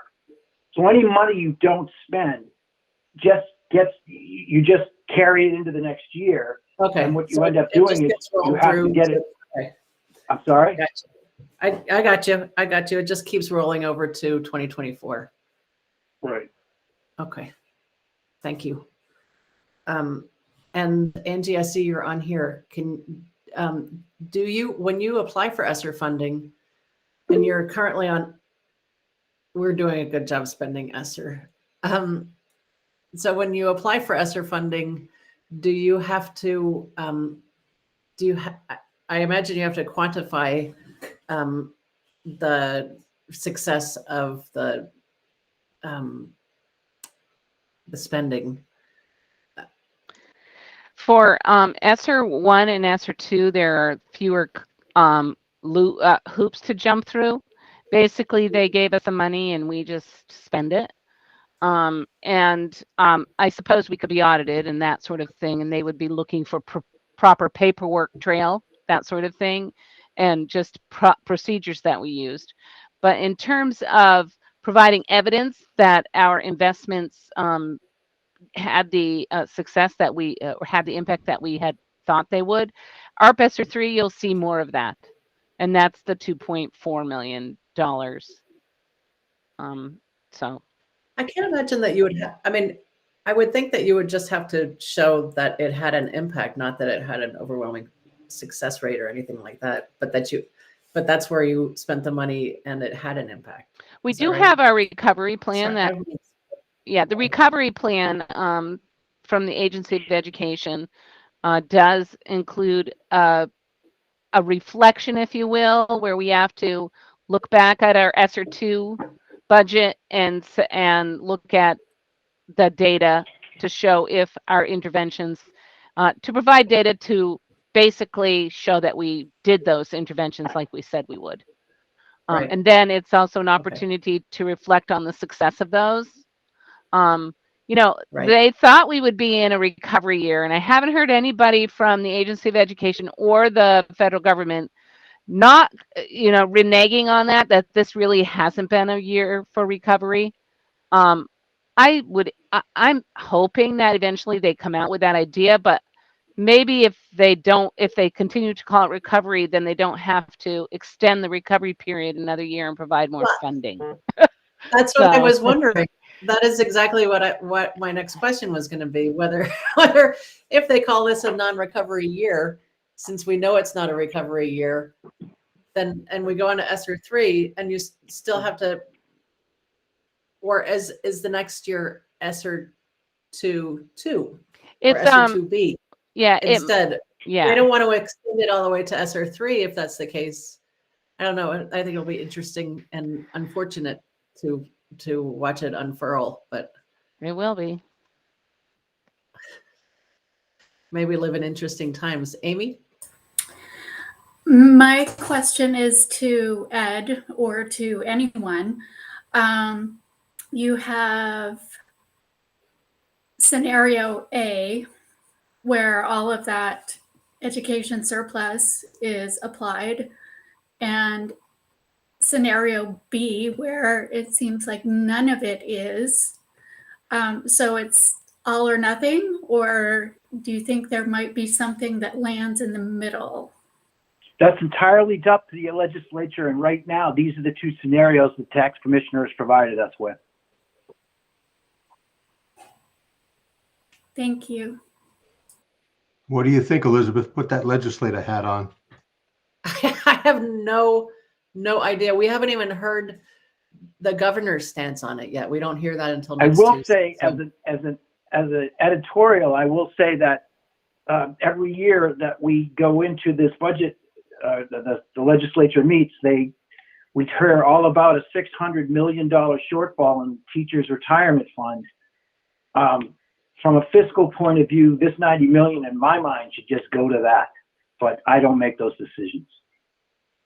Well, some people say that, and some people say that the radon testing, whose deadline is at the end of this school year, it will reveal that there's a lot of repair work that has to be done to schools. And so it's a little bit unfair to have high radon standards when there's no funding to support mitigation of it.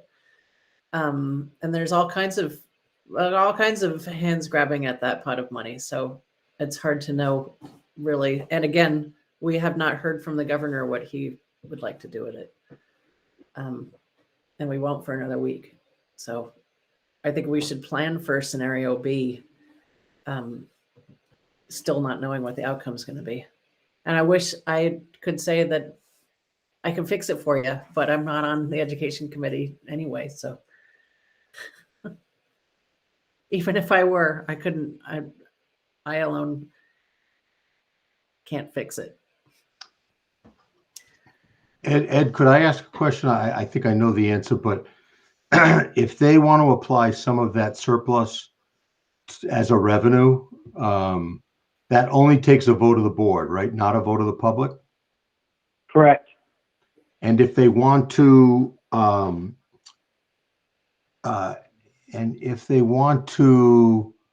put the rest of that money into capital reserve, so that they can decide on some of these other priority projects I know we want to talk about at some point, that's only a vote of the board as well to put it in capital reserve, right?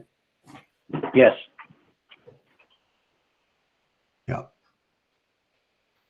Yeah, I think we do have that freedom, Amy, to do that. I saw you shaking your head, but I think we can put it in capital reserve, and we can in fact use it to offset as a revenue to offset taxes. And I think all of those just take a vote of the board. So that's a change from previous, because it used to be a separate article to have part of the surplus go to capital reserve. Mm-hmm. So that's changed. Yeah, that's a good question. I think. No, that hasn't changed. You still would have to do that. Okay, so we can vote. Okay. We can vote as a board to have that, but it then has to be approved by our voting public. Yep.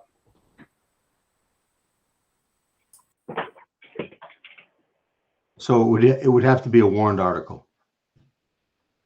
So I'm a little bit confused, I guess. The pieces of the budget that we talked about during our last meeting, which was the budget meeting, Amy, you weren't there, but we talked about the things which were getting the van, the I guess extraordinary expenses, which were getting the van, getting the microphones for the classroom microphones. Yeah, Elizabeth, we put that all in a surplus part of the PowerPoint, which okay. thought was separate from the rest of it. Yeah. Okay. And again, I think, just to be clear, if in fact, I think if in fact you want to move some of this surplus to the revenue line item to offset taxes for this year, you have the right to do that as a board.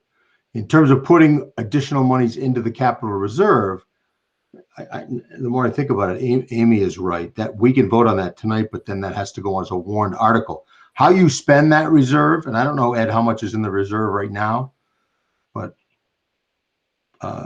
anyhow, how you spend that reserve, that does not in Windsor or in Mount Escutney, that does not have to be a warrant article. That you can spend that reserve in any way you choose to spend that reserve at any time you choose to spend that reserve. So all of those discussions about a van and about the sound systems and lights on the football field and whatever the roof at Albert Bridge, which I know all those are on the list. You don't need a vote of the public for that. So we could have that discussion once we settle on this budget. I'm just thinking of time. Well, I appreciate that. I just want to know what the tally was for all of those things so that we can have a reasonable discussion about it, because yeah, the staff tally, you mean? I'd like to forward engineer it as well as backward engineer it, if that makes sense. In other words, I hear all dots again. Sorry, am I freezing? Right. I just shared the PowerPoint with you all, and it has the slides of what we think we were supposed to add in there from the different perspectives, except what we don't have is student and staff ideas. We don't have numbers for those. I certainly have a list from Albert Bridge, but I don't know what you all have heard, and so that's kind of like a blank idea there. The rest of them do have numbers associated with them. If you want to take a look, I'll pop it in the chat as well. So we're working on those tallies now. Okay. So if you go to slide 19 of that, it starts the list of things that we had. To the best of my notes.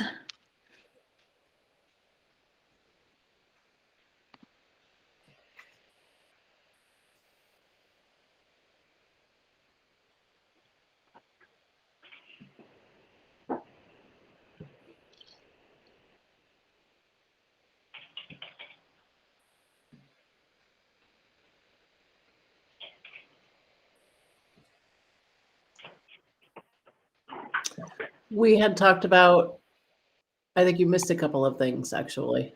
Probably. The cafeteria upgrade, wasn't that going to be under a different, that was going to be under a different funding source? Well, what Larry reminded me of last week, and that's why we added it to the list, it was going to be part of, or potentially part of, the reserve, the capital reserve, if we were going to do those upgrades to the cafeteria. Same thing with the ABS roof. I think what you're doing here is I think what you've got to think about is that you should fund the capital reserve, put money into the capital reserve, and then come up with what you want to spend the money on. So rather than try to take a prior year surplus and take it and then start spending it, if you put it into the capital reserve, you have time as a board to consider everything that you spend.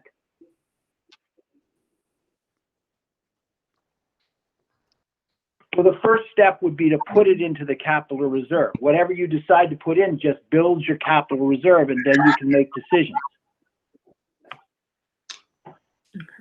What's in the capital reserve right now, Ed? $319,000. But Okay. keep in mind that you've already spent some money for the boilers in Windsor, and I haven't gotten those bills in, but I'm looking at probably $50,000. Okay. Got it.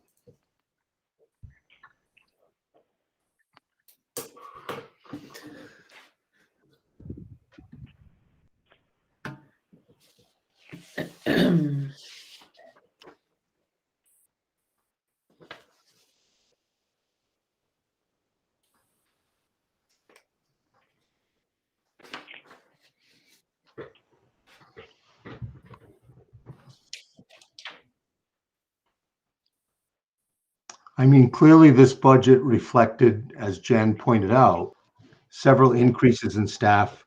I mean, I've always thought for a long time that, especially with support staff and interventionists, Windsor, with the size of Windsor, was pretty seriously understaffed. We spent some time, probably 7 or 8 years ago. We made some significant cuts. That said, Albert Bridge also, those couple of things that Jen pointed out, those were needs, pre-COVID, post-COVID, in the middle of COVID. So that's what's driving that $1.4 million increase. The question I think still is, do you want to offset some of that increase with that surplus or not? And if so, how much? With Ed's caveat, it's a 1 year only. Go ahead, One of the Elizabeth. things we wanted to do was to make sure that there was room in the budget for to keep Jennifer as a full-time principal. Not that there has been a decision made either way, but that there was room in the budget for that to continue until another decision has been made. That was one of that is in the budget. Okay. And another thing that we wanted to do was to have a placeholder fund for high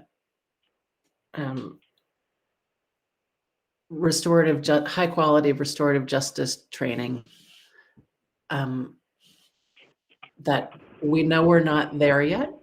We're not there in the process yet, but we talked about having funds set aside for that in case we do get there. Yeah, and I can speak to that briefly, which is we have a pretty good sense, I think, at this point of the capacity of the staff. And you guys have given us that extra collaborative time. So when we're out of the pandemic stressors that are overwhelming the staff, the hardest part about doing professional learning is getting the staff time. And you guys have provided that. What we've got to do is now go through enough of the pandemic to get to a point of stability so that we can do that work. I think we've got enough professional funds there that when we focus it in on that, if that makes sense. So if we disperse all of the professional development funds into all kinds of areas, it won't have the same impact as when we say we're ready to dig into this. And as a staff, they're ready mentally, right, with that, all those things, then the funds can be focused in that area, because we typically do not spend most of the professional development funds across the district here. So I think that was our thinking on it, but Kate or Colleen, feel free to correct me.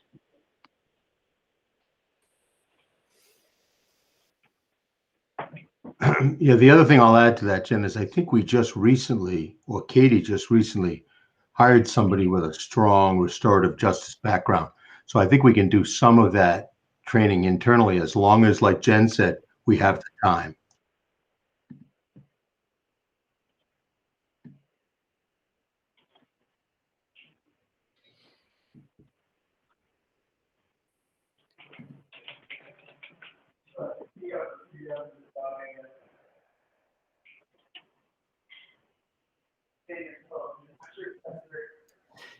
Is there any?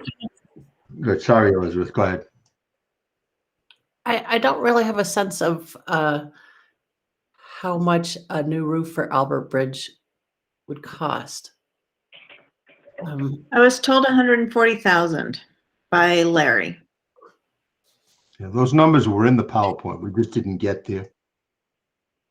Well, it's blank. It's blank in the PowerPoint, actually. Okay, yeah, I knew we gave some numbers to the. Yeah. That might be I an thought old. I saw. Okay. I thought I saw 140,000. Okay. Thank you. I didn't see it on the.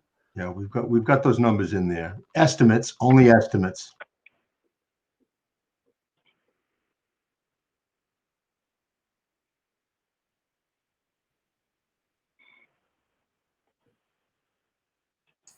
It's slide number 24. Gotcha. Thank you.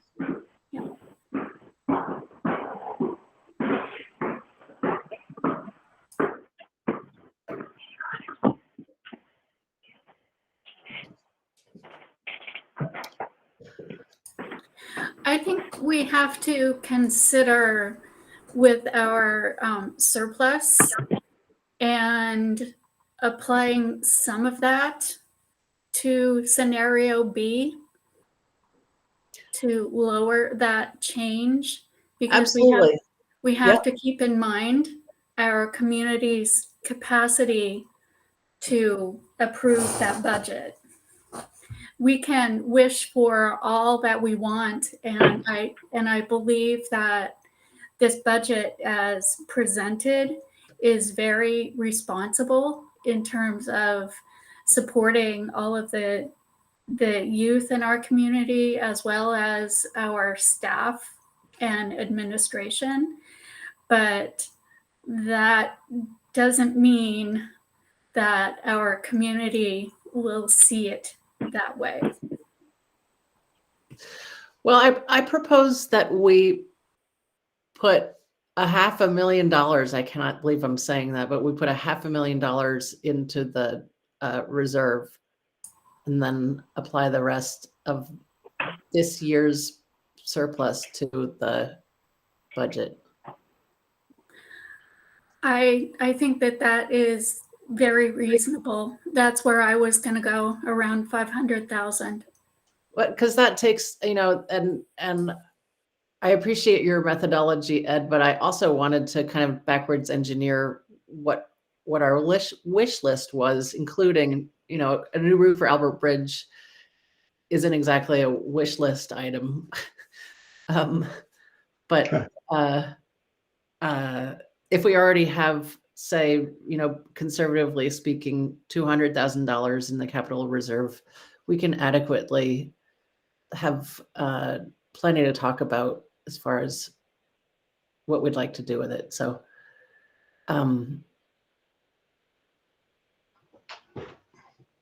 how do other people feel about it? What do you think, Davis?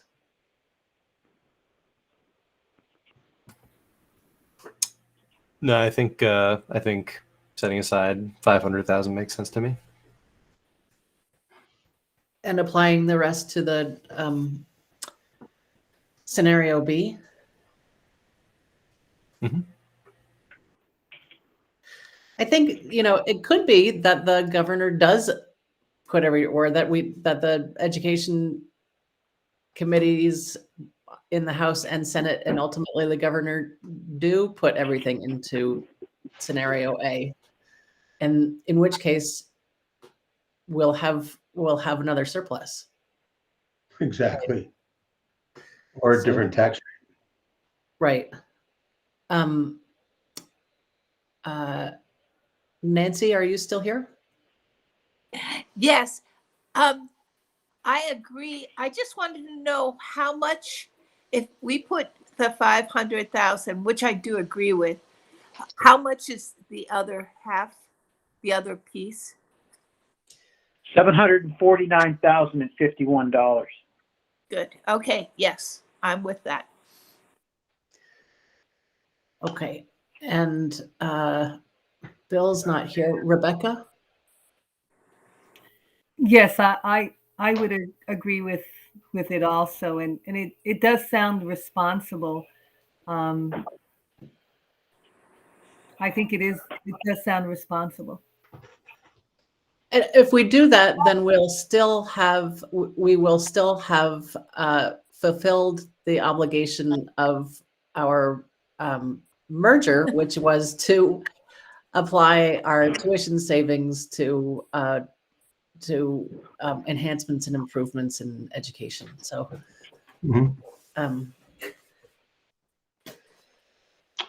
So Elizabeth, from a procedural standpoint, since that would have to be a warrant article, I think we'd need a motion to place $500,000 of the FY 22 or 21, I guess. 21 surplus to the capital reserve fund.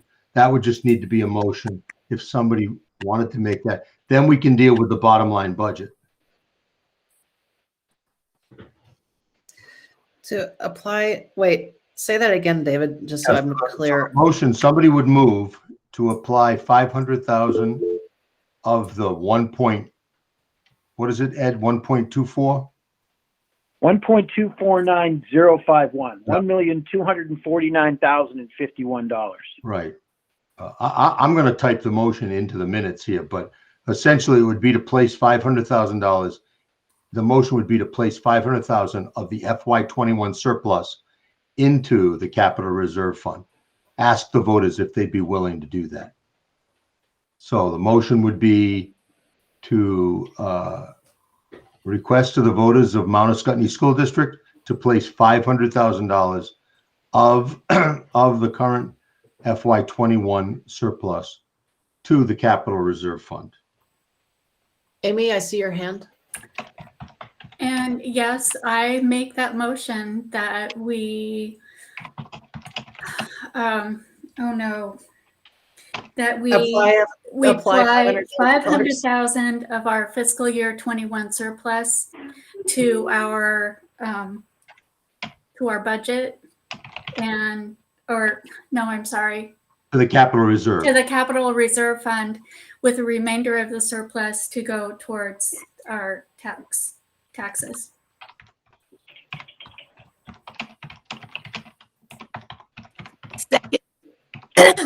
So just so you know, when you do that, that means that you're putting $749,000 towards to lower your tax rate, correct? Yes. When you do that, it creates a tax rate of 1.3266, which is 10 cents. Now, I haven't figured it out for West Windsor, but so that means compared to FY22, here, this is the comparison right here. So FY23 would be this, and this would be FY22. So you're going to lower the tax rate by 10 cents.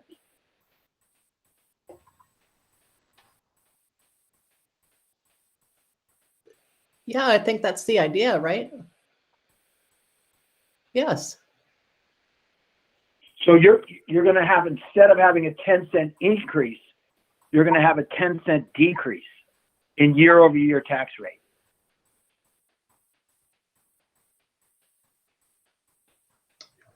And if for some reason scenario A pops into play, probably have about a 20-cent tax decrease.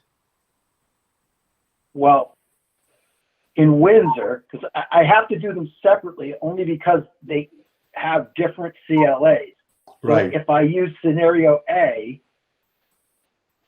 and that's using, let me see, hold on. Yeah, I'm not suggesting you do that, Ed, but I'm just saying it'll be a more significant decrease in taxes. But I think what Elizabeth is saying is that's the point. I mean, essentially, for a whole host of reasons, you could look at that surplus as we kind of overtaxed our population last year, and we also want to have a benefit of the tuition reimbursement. So I think that's what Elizabeth is saying. No, I'm not saying that, David. And the letter that I just finished writing to our townspeople doesn't say that. it says that we were latent last year. We had a very quiet year of not spending anything because of the pandemic. And That's that's why we have a surplus. And that's also why we need to put some things into the Capital reserve. capital reserve, because we have a lot of things that need to be fixed that we didn't get fixed last year because of the pandemic. That's what I'm saying. It's not that we overtaxed our citizens. We didn't overtax our citizens. We had a year where we tried to hang on, and we did the best that we could, and we didn't change very much. And as a result, we have a lot of reparations to make. Rebecca, I see your hand. I appreciate your comments, Elizabeth, because that's a conversation you can have with the community, and it's very legit. We were in a very questionable time in the last year and a half, and just getting through was surviving was on all of our minds. So I really appreciate your argument, because that's the way that I saw it.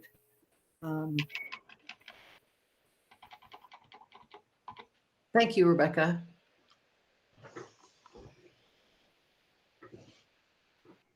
Elizabeth, did you hear my second to the motion? I did. Oh, Yep. good. I got it now. Thanks, Nancy. Okay, so any other discussion about the The only thing that I know that I'm not a voting member of the board, but I would look at leaving the same issue that you're going to have if you're not going to have $749,000 to put towards the local revenue next year. So my caution is that maybe you want to put more of the capital reserve, more money towards capital reserve.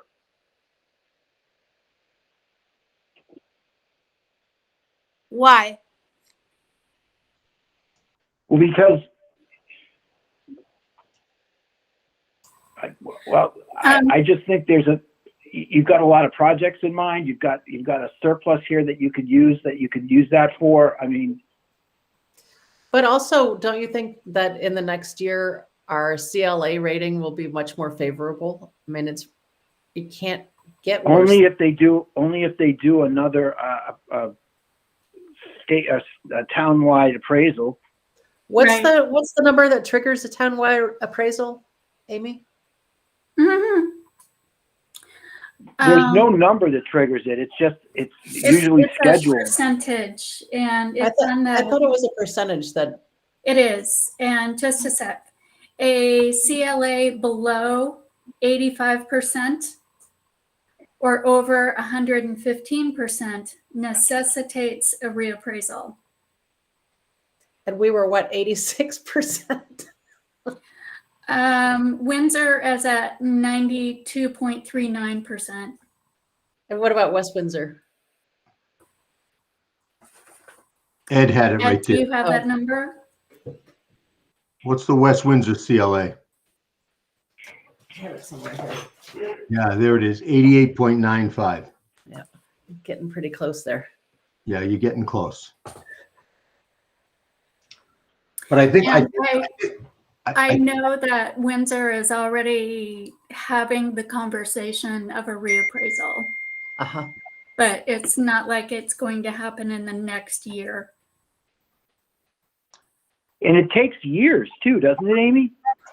Well, not necessarily. It can, yes, but Heartland just in Windsor, historically it has.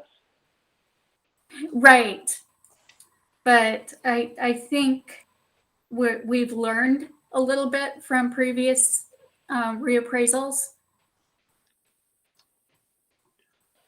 I think I think the process will run a little bit more smoothly this time.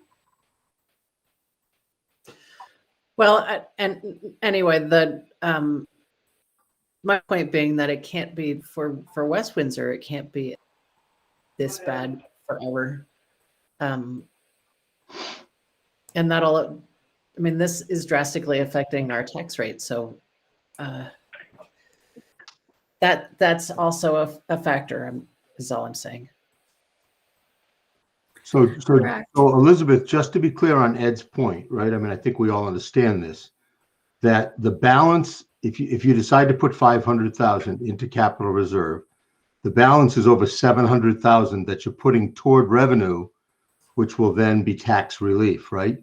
And what Ed is saying is that next year, when we go to put our budget together and we start looking at CLAs, and we can assume it's going to be a little bit better next year with the CLA, but the bottom line is that's a revenue source that you may not have. And so you could see, and I think what voters don't like are large spikes up or down. Yep. In the tax rate. And what Ed's figured there, I think what I saw was, it's a 10-cent tax decrease using 500,000 for capital reserve. I mean, I wonder, Ed's point is give yourself a little more flexibility with the projects that are ahead of us and maybe put a little bit more into capital reserve, and thus lowering the tax rate maybe by 5 cents or 6 cents or 7 cents. I think, I mean, one possibility would be to split the reserve, would be to split the surplus, half to tax relief, half to the capital reserve. That's just another approach. Davis? Yeah, and then just kind of going off what David said, another thought is what if we reverse those? Like, what would it look like if we put, sent 500,000 towards tax relief and then put the rest of that into capital reserve? And maybe looking at those three kind of gradations would give us an idea of what the best path forward is here. Ed, can well, you? I just did a really quick math here to try to figure out what some of these different scenarios would look like. But if you put 750,000 towards capital reserve, right?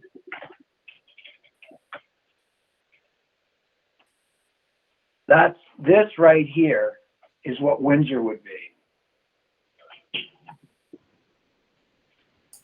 How does that affect West Windsor? You Since gotta we give need me to a minute. consider both communities. You gotta give me a minute.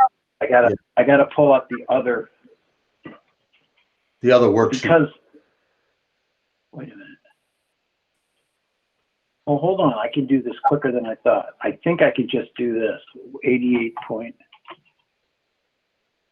Where is it? 88.95. Everything else stays the same. Right? Yeah, that's a good point. That's a good point.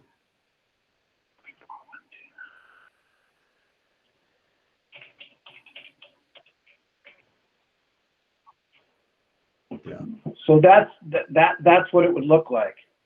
If you put 750,000 towards the capital reserve and you use the balance, which would be about 499,000, well, which would be 499,051.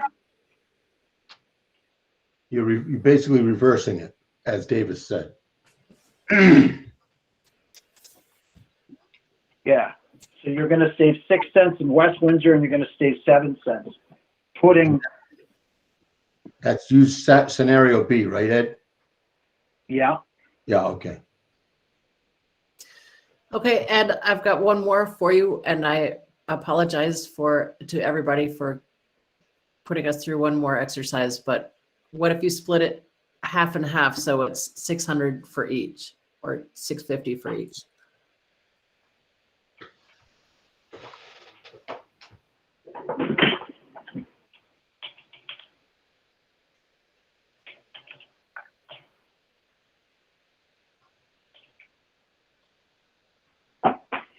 So the number would be 624, 526 for each, right?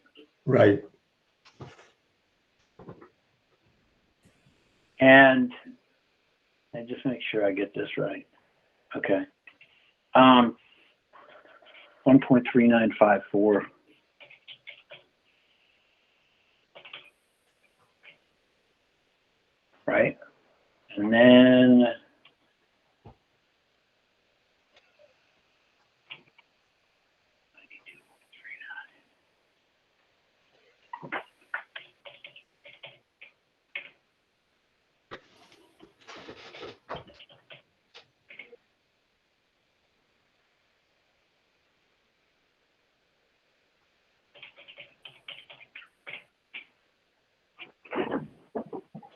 There it is.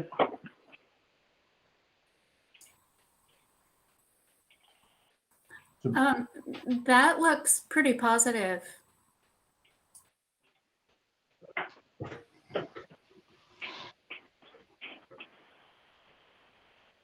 So Amy, since you made the motion, if you wanted to go in that direction, you could simply change your motion as long as the second agrees. Nancy. Oh, really? Yeah. Yeah, you can amend.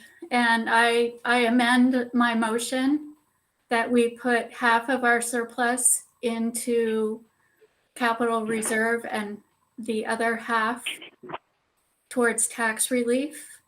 Nancy, do you agree? I agree, and thank you, Ed, for explaining what you did. Because Yeah. I think the huge difference for the next year would be terrible. Yep. Thank you, Ed. So And what is, also thank you for running through all those different scenarios. I appreciate your patience there. Yeah. so Ed, what's the, Wait a minute. I made a mistake. that's okay. Take your time.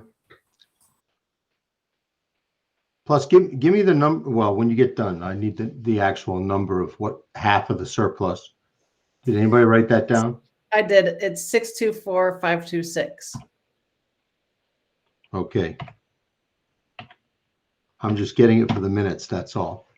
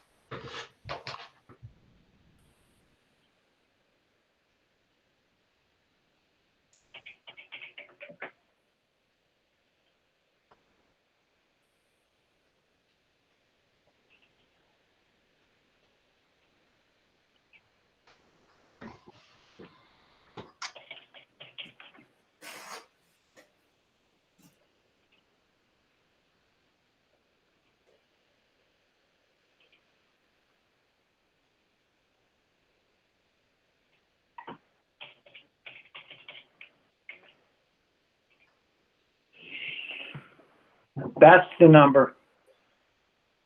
So my calculation was wrong because I had taken some money out of the actual expenditure side and I shouldn't have. So when I redo the expenditures to equal, because we didn't do anything to the expenditure budget, it's still 13,193,639. What we're doing is increasing the revenue budget.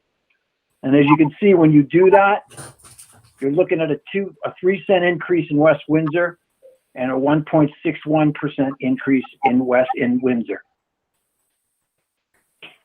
Which is a considerable improvement over 12 cents and 10 cents. Correct. It's Right. almost like, And if I do this, if I go here, we just do this. So this is the West Windsor chart, right? So this is your FY22 rate. This is the new calculated FY23 rate. So for a home of $400,000 in West Windsor, the increase is $116. And then for a home of $400,000 in Windsor, the increase is $64. with that scenario. With that scenario, just want to make sure.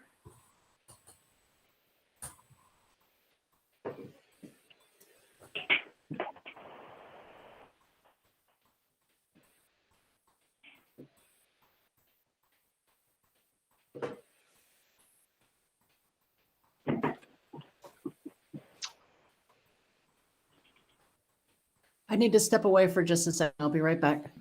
Okay. And actually, those numbers that Ed just showed us makes more sense intuitively when we said that about $65,000 to $70,000 drops the tax rate, right, about a penny. So if you put 650,000 toward tax relief, then you're dropping the tax rate to about a penny, 2 pennies, rather than 10 cents and 12 cents, if you follow that math.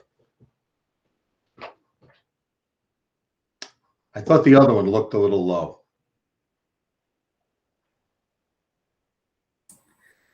So Ed, Almost one of those too good to be true scenarios. right. But again, like Nancy said, I mean, you're still going to have a tax impact next year because of this surplus, but it won't be quite as dramatic. Correct. Are you confident that looks right, Ed? Yeah, I am. Because like I said, when you look at the, No, that makes sense. It makes sense in terms of, like I said, 60 to 70,000, raises a penny. So that looks right compared to the 10 cents and the 12 cents. So the motion now reads, Amy moved to request the voters of the Mount Scottney School District to apply $624,526 of the FY21 surplus to the Capital Reserve Fund. And Nancy seconded that motion.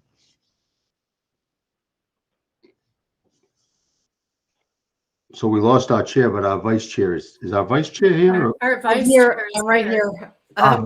You're back. Sorry. Okay. Does anybody else have any questions or comments about those numbers? I think we're in a pretty good understanding about it, right? Okay, I'm going to go down the row here. Amy, how do you vote? Aye. Okay. And Rebecca, how do you vote? Aye. And Davis, how do you vote? Aye. And Nancy, how do you vote? Aye. And I am an aye.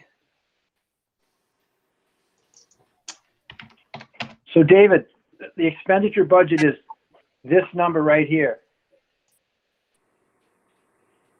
Okay. So it's what 13,193? Yeah. 13,193, 639. 639. Right. So- And if you look at this, if I look at my revenue and I use You put the new number in. 624,526, right? Yeah. Then my local revenue is 25,12,235. And if I go here, 25,12,235, right? Yeah. There's my expenditure budget. There's that. There's the West Windsor CLA. Yeah. I go over here, the tax rate is 1.4998, right? Yeah. Which you put in that Which other is what I've outlined. in that scenario. Yep. Perfect. Right there. Yep. Perfect. Right. So then if I go back to this and I change this to what's the West Wind? I gotta go here. No, Windsor CLA. 9239, right? Yep. If I change this to 92.39 and I go to here, it creates a tax rate of 1.4440, Yep. Perfect. which is what I have here. Yep. Perfect. Yep. So a 2 cent tax, almost a 3 cent tax increase in West Windsor, a penny increase, and that's on scenario B, where they don't use any of the $90 million at the state level to offset taxes. So I think that was Right. So then I want to take this number, copy, and I want to go back to here, and I want to go to my revenue budget, and I want to stick this in here.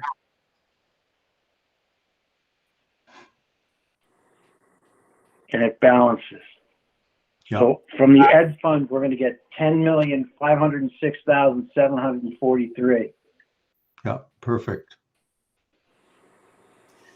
So the next motion, I'll take a motion to approve a 2023 expenditure budget of $193,639. So moved. Nancy, And Amy seconds. Are there any questions about about that number or about what's entailed in that number? Okay, I'm going to go down the screen again. Amy, how do you vote? Aye. And Davis, how do you vote? Aye. Rebecca, how do you vote? Aye. And Nancy, how do you vote? Aye. And I am an aye. All right, 4-0. 5-0. Well, no, Bill's not here, right? Yep, that would be 6-0. Ah, that's good. See? I was a math teacher too. That's not good. All right. All right. We want to get the minutes right since our clerk left the room. All right, got it. Done. I will take a motion to end this meeting at long last. I apologize for keeping everybody a whole hour extra. I'm so sorry. I'm really, really sorry. Thank you for hanging in there. You had a lot of work to do, and we need to set a date for the next meeting. When would that be?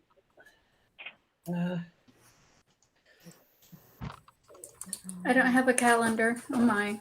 Oh yeah, we need. So can I just point out? Can I just show one thing here? I wanted to show you if the voters approve what you just outlined, what it would mean is that, and these are rough numbers, but you ended the year in FY21 with $319,018 in capital reserve. The Windsor School boilers are $50,000. The surplus that you're applying from FY21 is $624,526. That would leave you with a capital reserve balance, roughly, of $893,544 if you don't spend any more money in capital reserves in FY22. So then from there, you can look at that budget and start working with the wish list. Right. Because any work that you do to, like, take, for instance, the cafeteria line, that won't happen until fiscal year 23. Right. No, gotcha. Gotcha. So the second Monday of the month, thanks, Ed, by the way. The second Monday of the month is Valentine's Day, February 14th. I think that's also school vacation. Am I right or wrong? I thought it was the first Monday of the month. Are we first Monday of the month? I think we usually do first, yeah. I like that. Perfect, then. That's February 7th. 7th. And do we want to put some items down? We usually use that meeting to go over the PowerPoint for the town, for the school meeting.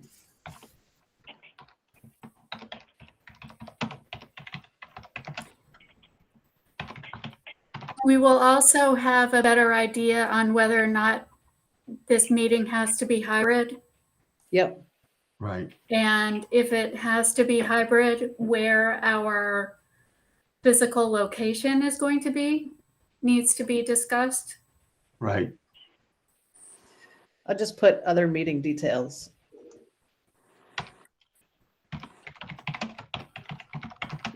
And I have to do something that drives me crazy, but I'm going to drive myself crazy.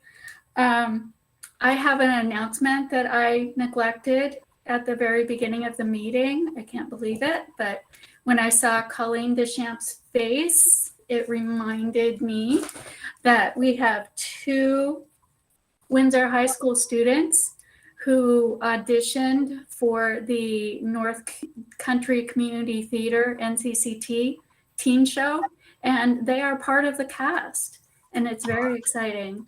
That's great. Great news. Amy, do we know what the show is? The show is Little Mermaid. Oh, very cool. Oh, great. That's That'll great. be fun. Thanks for sharing.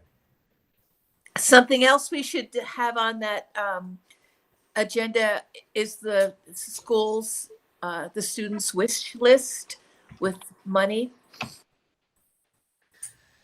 Yep. Okay, You good. have, by the way, you have received all of the suggestions that I have received. Good. So Thank you, Ed, for providing all those numbers and scenarios. Yes, thank you. Thank you. On that note, I'm going to hang up. Is that all right? Yeah, Yep. we got it, Ed. And again, Lori will just need help, putting the final, the budget article together. That's all. I'll take care of the capital reserve article. Thank you. Okay. You're welcome. Thanks, Ed. Bye. Thank you, Ed. Okay, so that's probably enough for now then, because that. Are you still looking for a motion to adjourn? No, I was just trying to think of other things.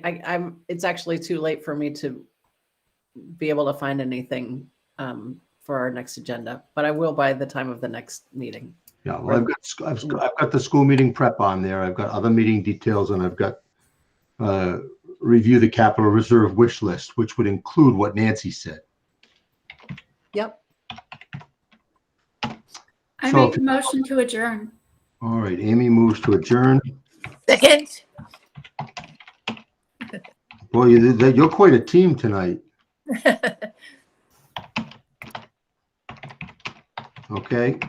Okay, I'm going to allow microphones instead of going through the roster here.